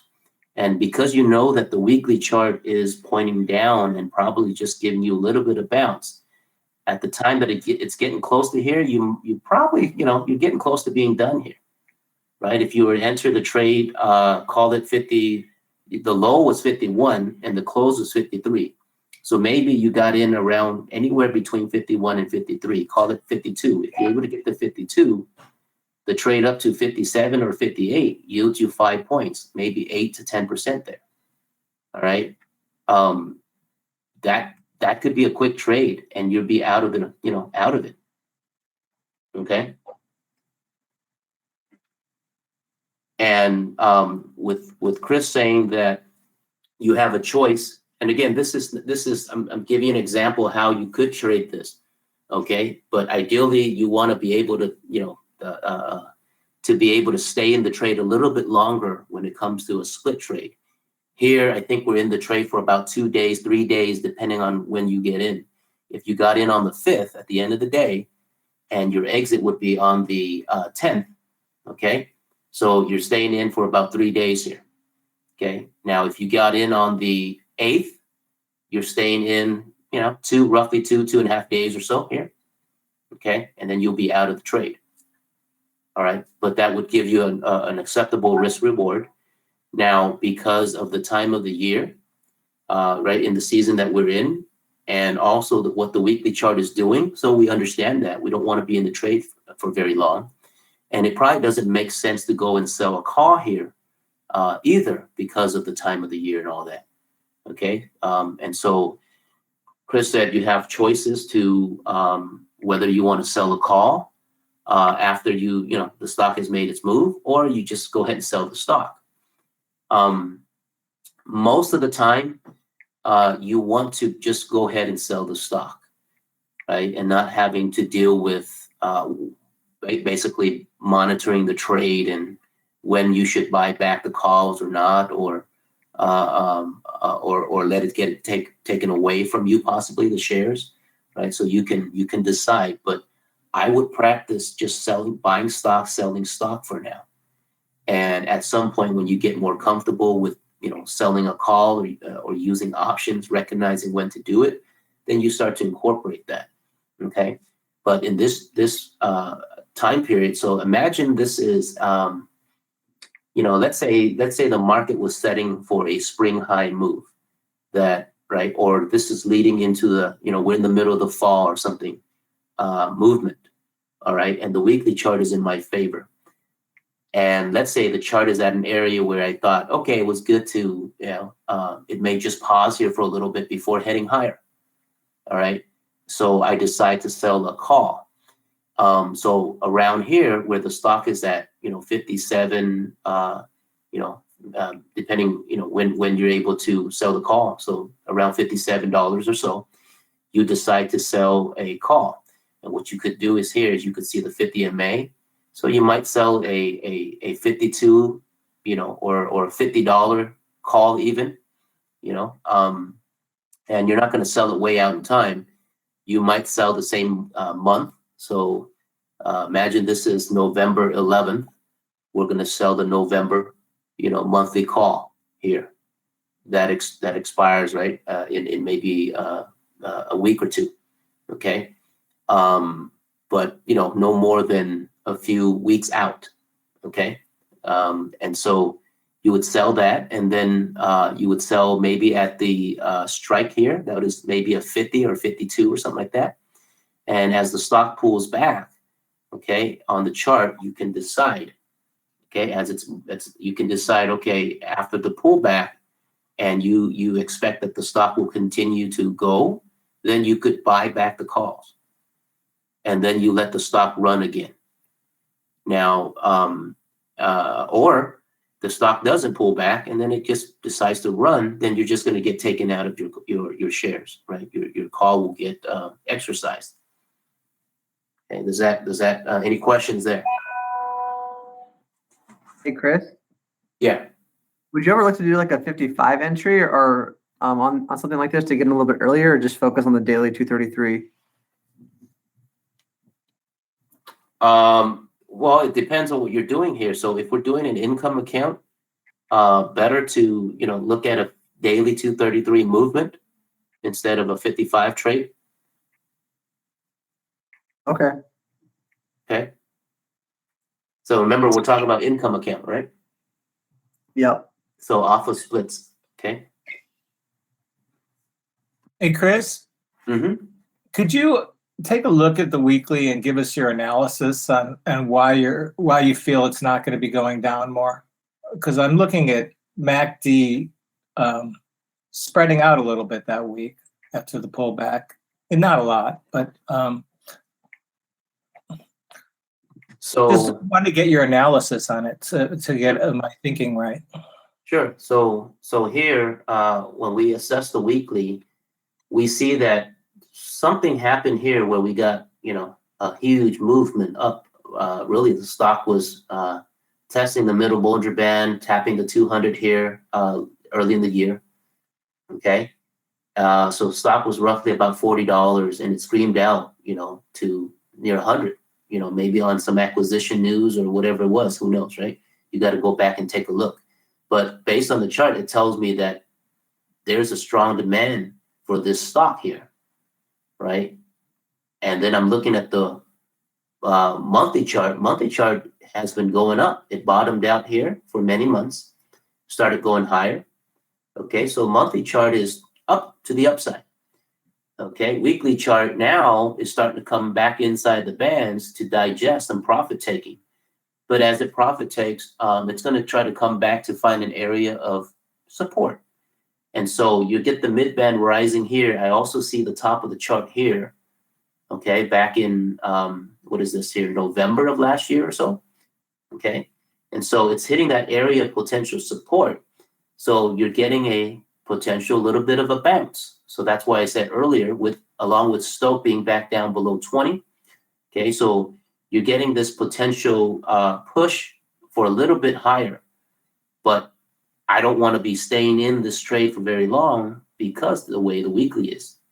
Okay, it doesn't mean the weekly is going to come crashing. It just, when you see the weekly like this, is not very likely to just shoot up.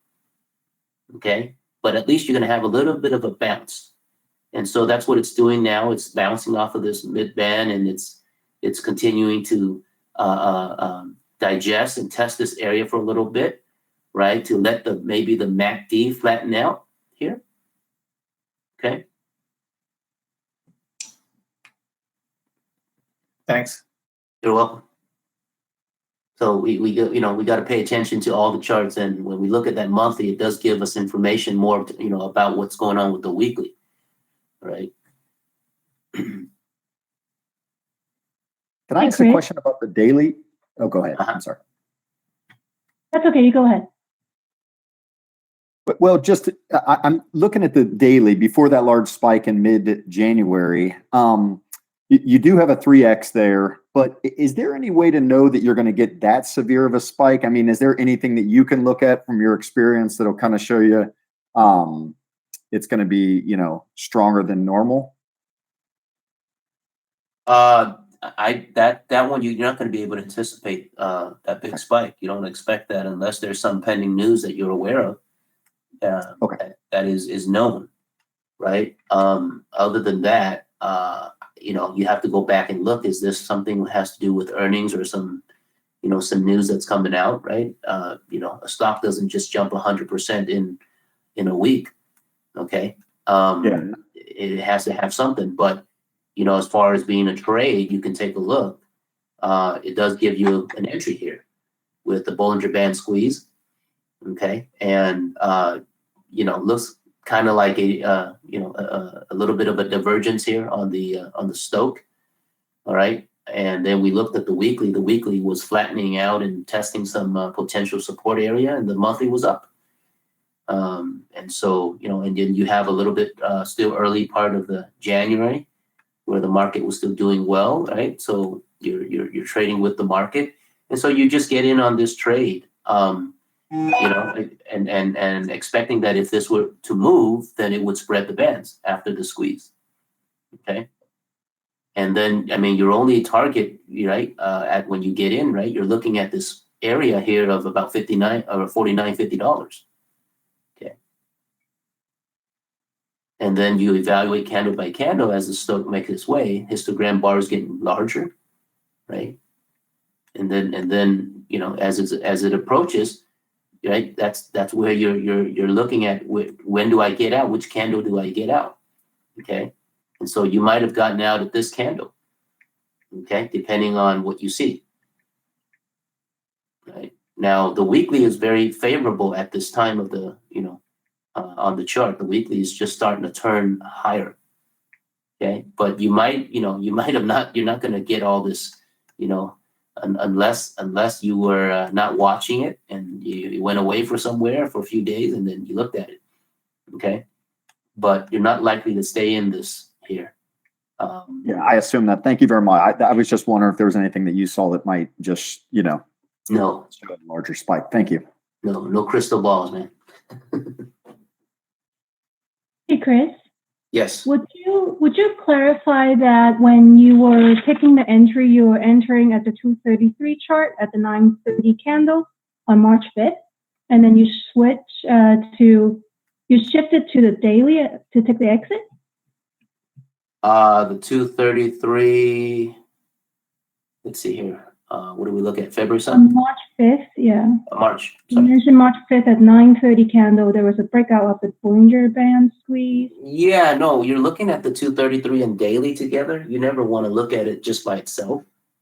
You know, so you're looking at the daily and 233. The 233 is not giving you like a nice clean triple cross, but when you look at the daily is, you know, giving you a triple cross, right?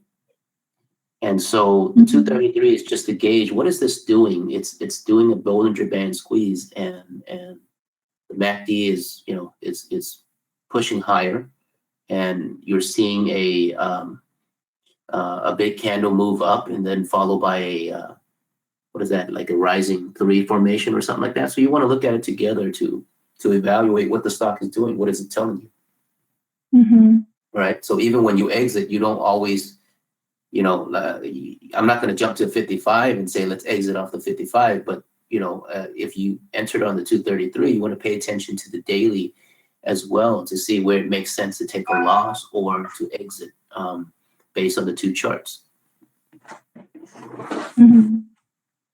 Got it. Thank you. Okay, you're welcome.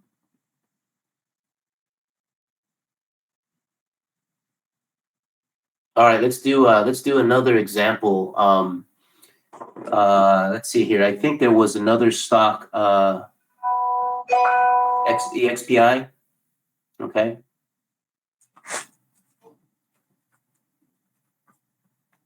So EXPI had a split, I think on February 16th.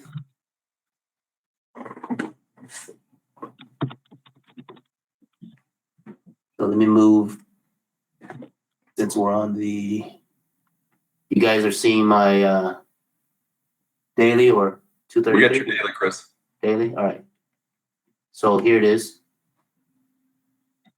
EXPI, you guys can see here, 2 for 1, and did the split on 2/16. Okay. So February 16th, and not sure when it was announced, but the date of record 120. Actually, see, didn't give you an announcement date, but we can go back and take a look here. The month of February. Let's see here if it's on here. It was on the 19th. So here it is. So here, 119. All right, it shows the announcement date. So let's take a look.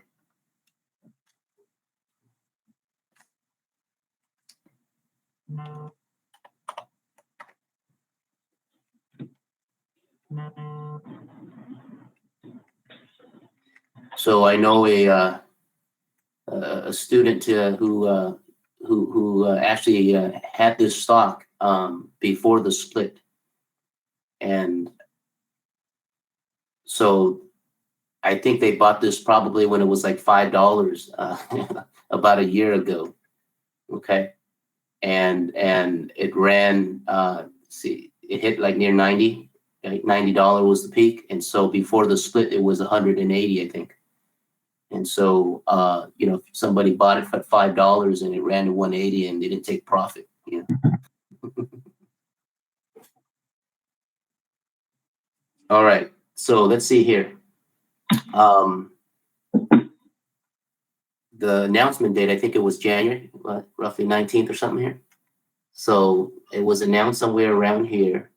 You may try to see if there was an entry prior to the split.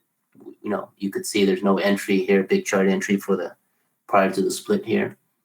And then the split happened on 2/16, somewhere around here. It was the split date.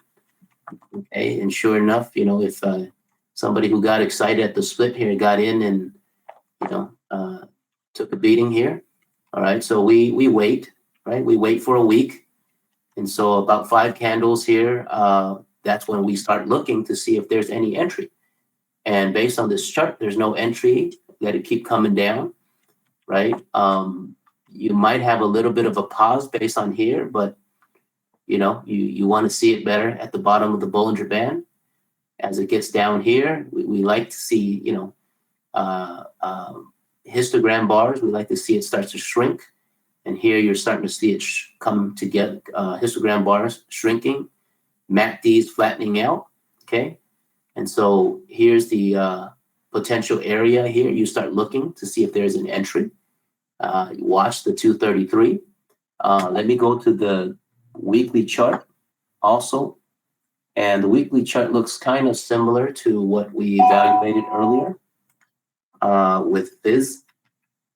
So at the time, here's the weekly chart hitting the middle Bollinger Band. See? All right. And then you have a little bit of a bounce off the middle Bollinger Band. Now, if I look at, you know, compared with the monthly, tells me, okay, high demand for the stock. It's doing well. It's shot way outside the Bollinger Band here on the weekly, and the monthly is also way outside the Bollinger Band. It's very rare that you see, you know, a really large candle like that outside the, you know, monthly Bollinger Band. And so it's coming back in. You had a bearish engulfing candle here, all right, that is outside the band. So you don't expect that, you know, we're going to go up the next few weeks. Not likely. And this is coming down with the indicators. So at this point in time, it doesn't look like, you know, we're ready to just turn north on the weekly, all right, because of the way the indicator said. But you could have a potential little bounce off of here, okay, off of this mid-band area, all right. And also the prior high is roughly around here before it started, you know, coming down a little bit to digest for 2 weeks here. All right, so you can see that probably on the daily chart better. So let's go back to the daily chart. So back on the daily chart, as you approach this, right, and we're going to pay attention, right, for about 8 weeks or 9 weeks after the split. So roughly 310, you know, 39, 310, we're going to start looking at the 233. All right. And by 311, based on the daily, you probably already have a trade on the 233. Okay. Now, as you're trading this, remember, you know, keep in mind the things that you're learning. You learn that if things, you know, if a stock goes through a potential moving average like a 50 here, it will likely oftentimes try to retest it shortly. And so here you have about 3 candles, right? About 3 candles or so here after going through the 50 MA, it starts to try to come back up and retest it. All right. You also have the mid band that's coming down here as well. All right. So, and then look at some prior potential support resistance areas. The last time it hit this high here, right, it was roughly $40. So it's kind of lining up there around $40, right? So it's just giving you a little bit of a bounce off the 89 as well. Okay. Stoke here is down below 20 for some time here. It's just starting to cross higher. MACD flattening out, right? And we know the weekly chart. So let's go to the 233. 233. We talked about March, 9th, we start looking. And so March 9th, at the end of the day, you do have a triple cross going up, and you're also hitting a 200 MA. Okay. So at this point, you could enter the trade. And where would you get out if it doesn't work? You could use the red crossing back below the green, which gives you maybe, if you enter the trade here, it's roughly $46. All right. The close here is $46 about. And if it crosses back down below the green, below 43, you probably give up $3, $3.50, maybe $4. Okay. And then going to the upside, potentially, I could see some prior highs here. Maybe you get to $58 or so here. Okay. All right. You could see a little bit of support here off of 58 or so, 58, 59, something like that. And so if you enter the trade at 46, you could get somewhere around, $10, $12 the most, okay, on your trade. And risk reward may make sense there. And so if you get in the trade, you watch. If it does cross below the green, then you got to bail on the trade, right? Watch it with the daily also. Okay. Now, as Stoke is working its way higher, okay, north of 80, you start to pay attention, all right, to some of these areas here, and watching also on the daily chart. And so it's getting to 56 or so here. You may decide to bail if you like. You could stay in maybe another candle or so, and there it is, and you can get out of the trade. Okay. Now, do you want to sell calls here? You don't want to do that. Why? Because we talked about this. It's the same reason as when we did the Fizz trade. That weekly is not a weekly that's rising in your favor, so you don't want to be selling calls here, right? You only sell calls because you think that it could hang out here for a little bit and go higher. And based on the weekly, it doesn't look like it's going to hang out here and go higher. Questions? This also had earnings on the 11th, which was 2 days after the 233 entry. So would you just wait then until after earnings to see if there's still a move? Then, yeah, if there's earnings, then you don't stay in it, all right? Yeah. And you wait till after earnings and you see does it make sense to still get in the trade? Would it be worth getting into knowing that it's 2 days away and then like What's that? Would it be worth getting in knowing that it's 2 days away? Possibly, depending on how well the stock moves, you might decide to get in, and 2 days, before earnings, you get out, and then after earnings, you can get back in if it still makes sense. In this situation, it does make sense if you could see earnings actually get lower and gave you, right around the price that you probably got in at, around 46. Okay.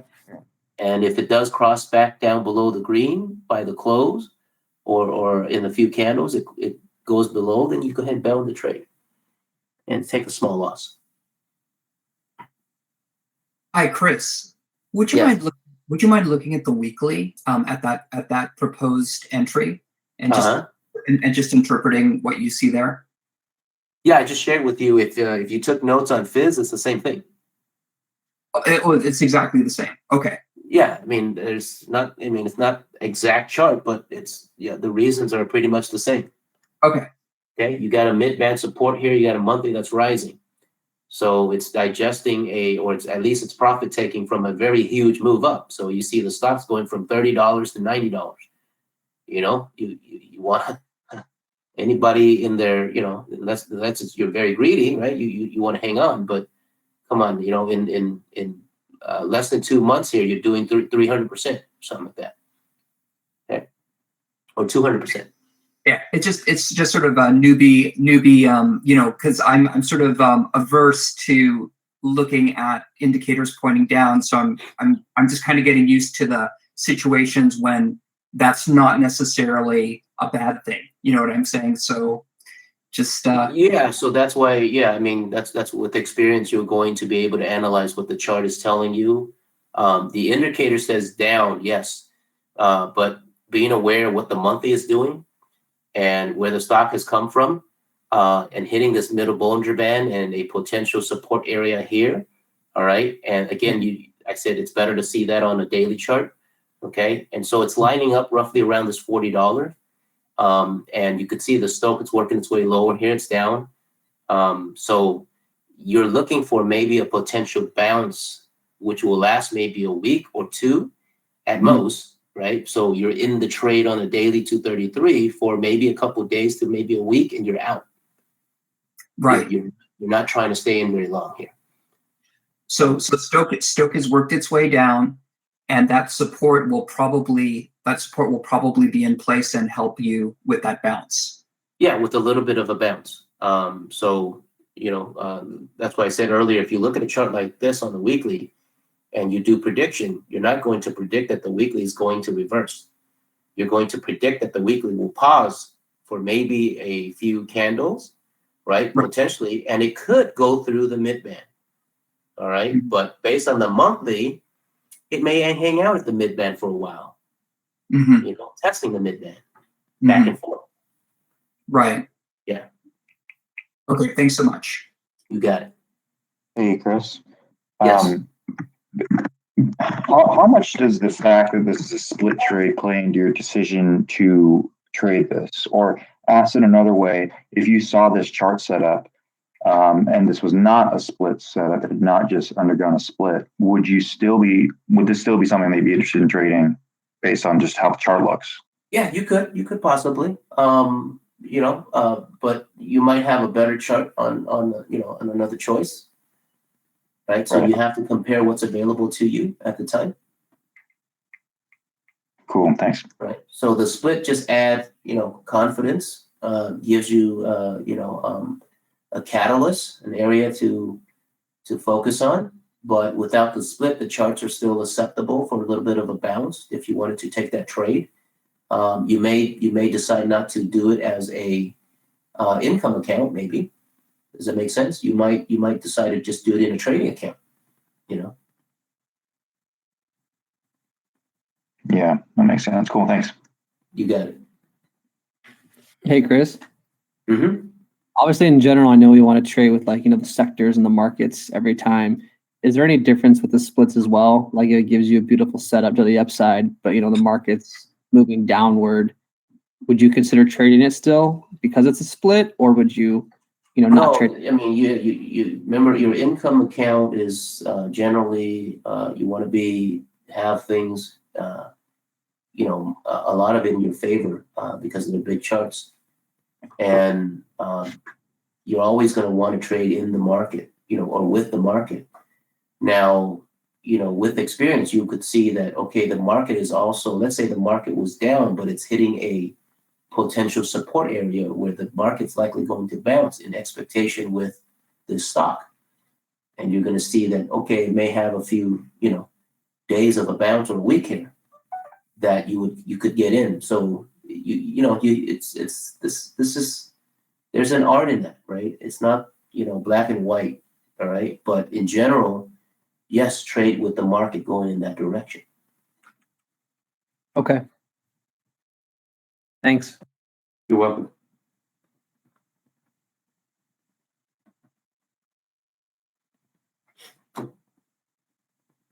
Anything else? Right. So just keep in mind, keep down a few, websites or sources you can go to for split announcements. And periodically you can check. All right. Disregard anything that is a reverse split. Stick with the rules that are given.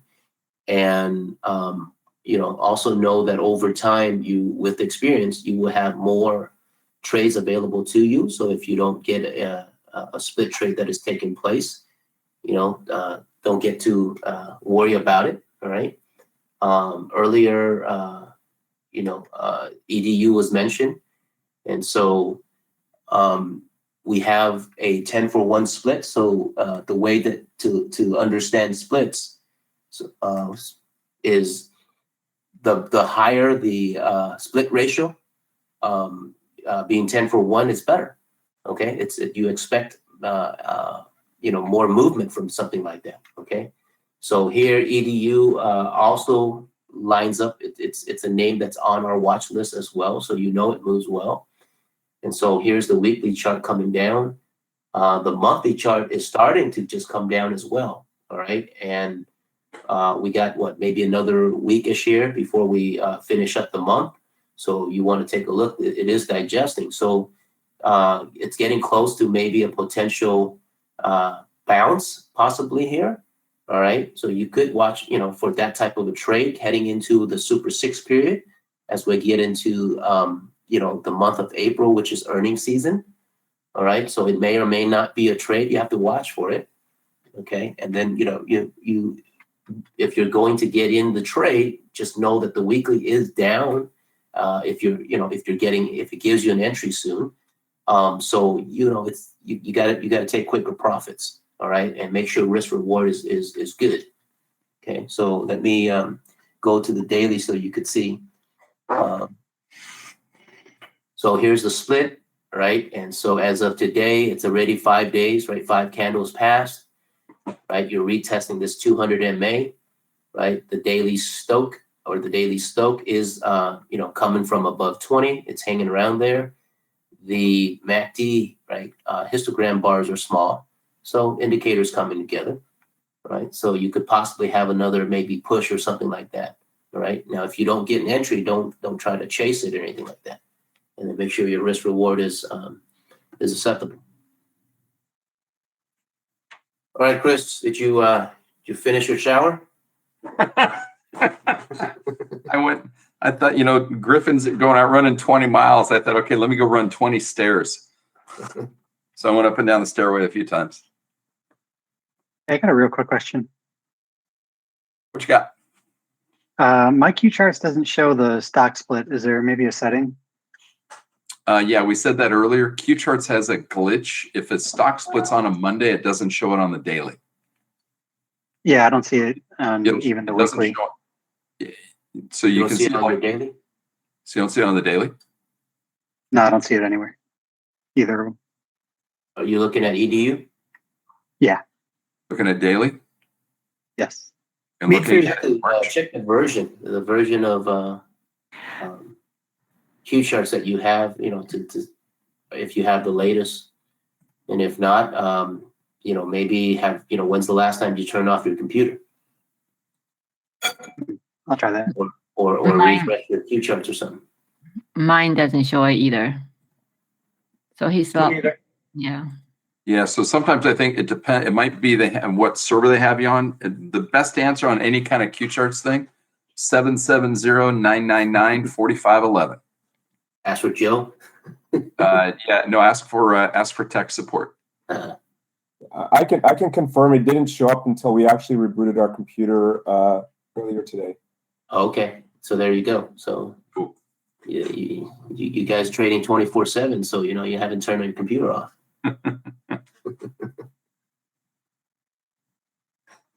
All right, Chris, you want to toss it back over to me? Yes. And don't go too far. We'll do a couple more things. We'll take a break, and then I'll have you do the next piece too.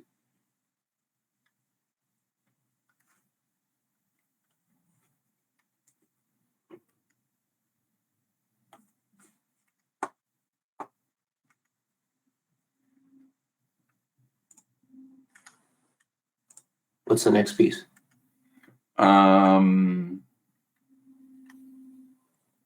What's up? Is it LTH stuff? Can't remember. Yeah, LTH. Okay. We'll talk a couple more things. We'll call it, and then we'll take a break. Then we'll pass back over to you. So, kind of the wrap up on the income account. The big thing is you got to be patient on this. A lot of times, what I've seen is most people don't make more than 5% on an income account trade because they feel like they got to do something tomorrow. And you got to let this thing grow, right? You've got to be willing to sit in it for a little bit, sit on your hands. And if you'll do as instructed, you can it almost feels like you can schedule the income account trades. So if you've got a post-split stock, give it about a week, then watch the chart for the next 8 weeks. You can see the trades coming if you just pay attention to the charts. If the daily chart's at the upper band, you don't need to stare at that chart every day waiting for it at the lower band.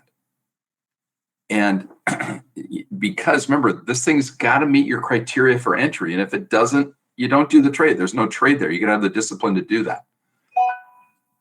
When you do an income trade, we're buying stock. which means it doesn't expire.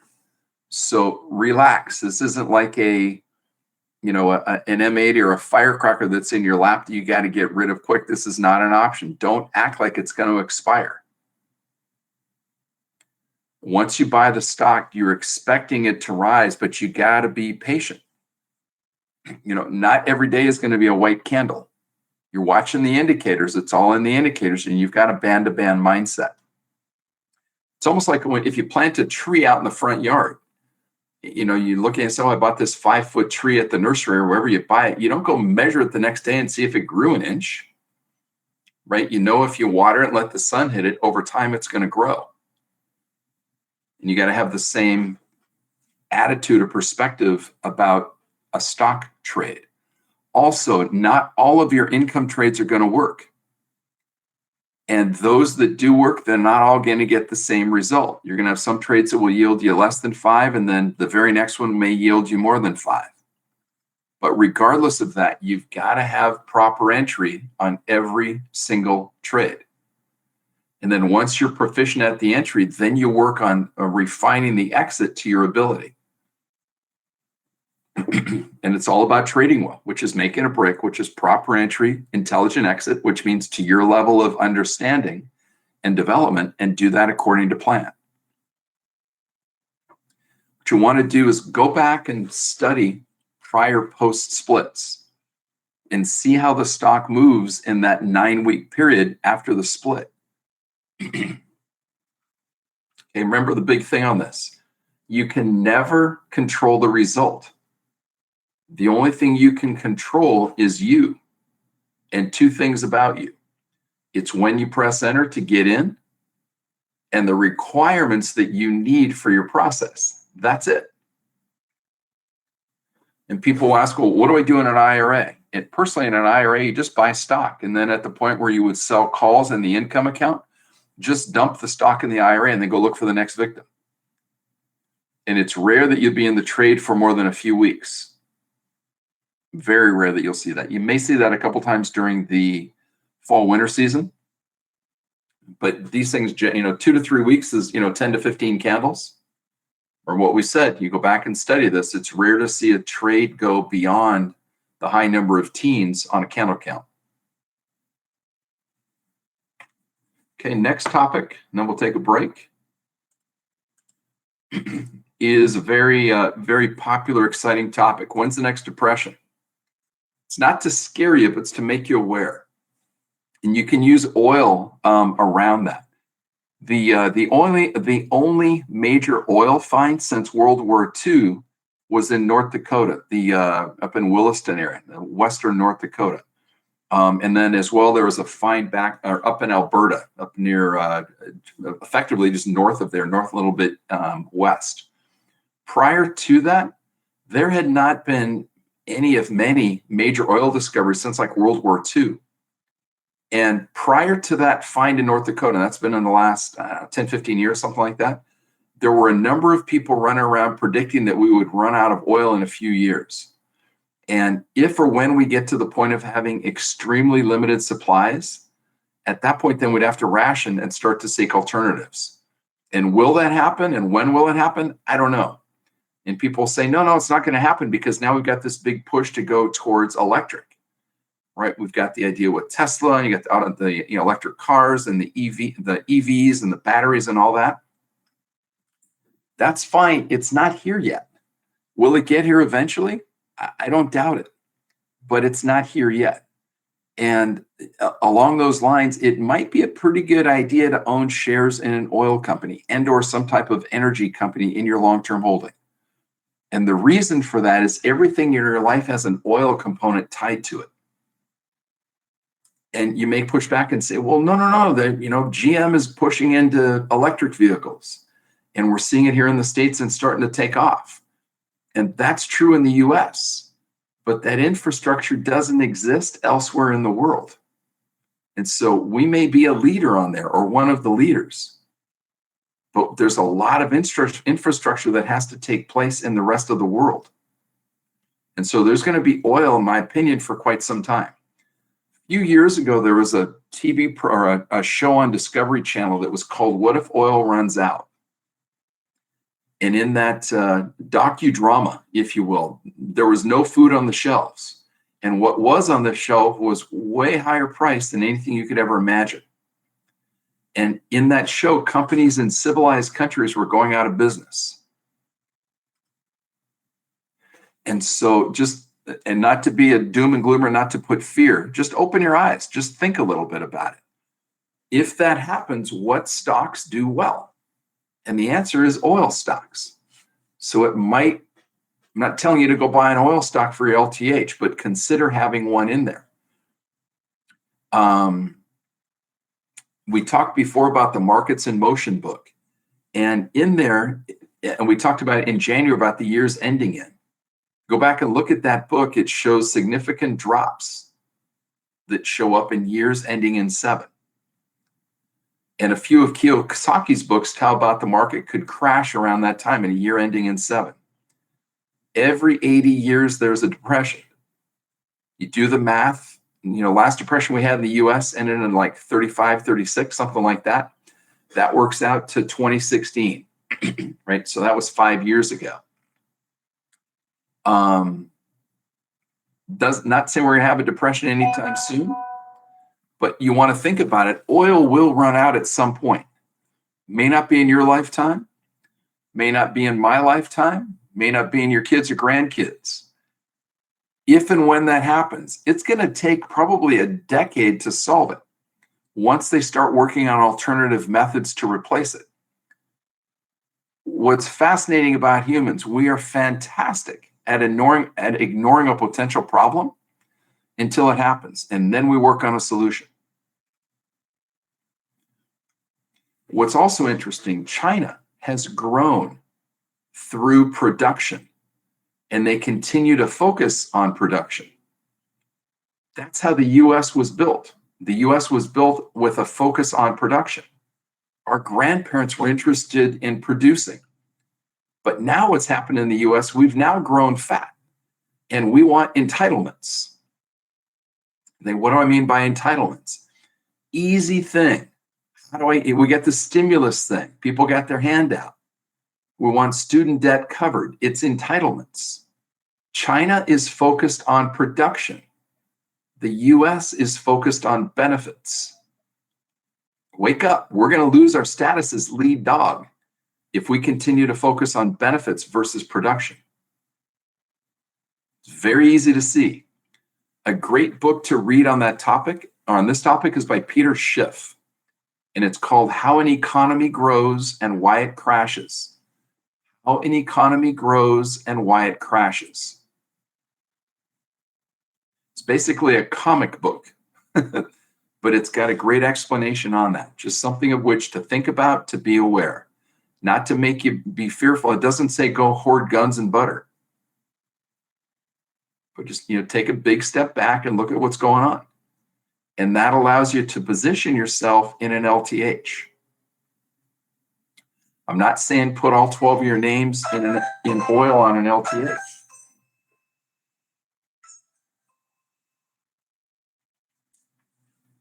saying understand that oil, the importance of energy, and think about along the lines of oil. Okay. Next, we've got LTH charts. And we've been at this for about damn near almost 2 hours. Let's do this. I got 3:55. Let's do a 20-minute break again. So we'll start up again at 4:15, and then I'll have Chris step through some charting stuff again. So take about a 20-minute break. 4:15, we'll start back up.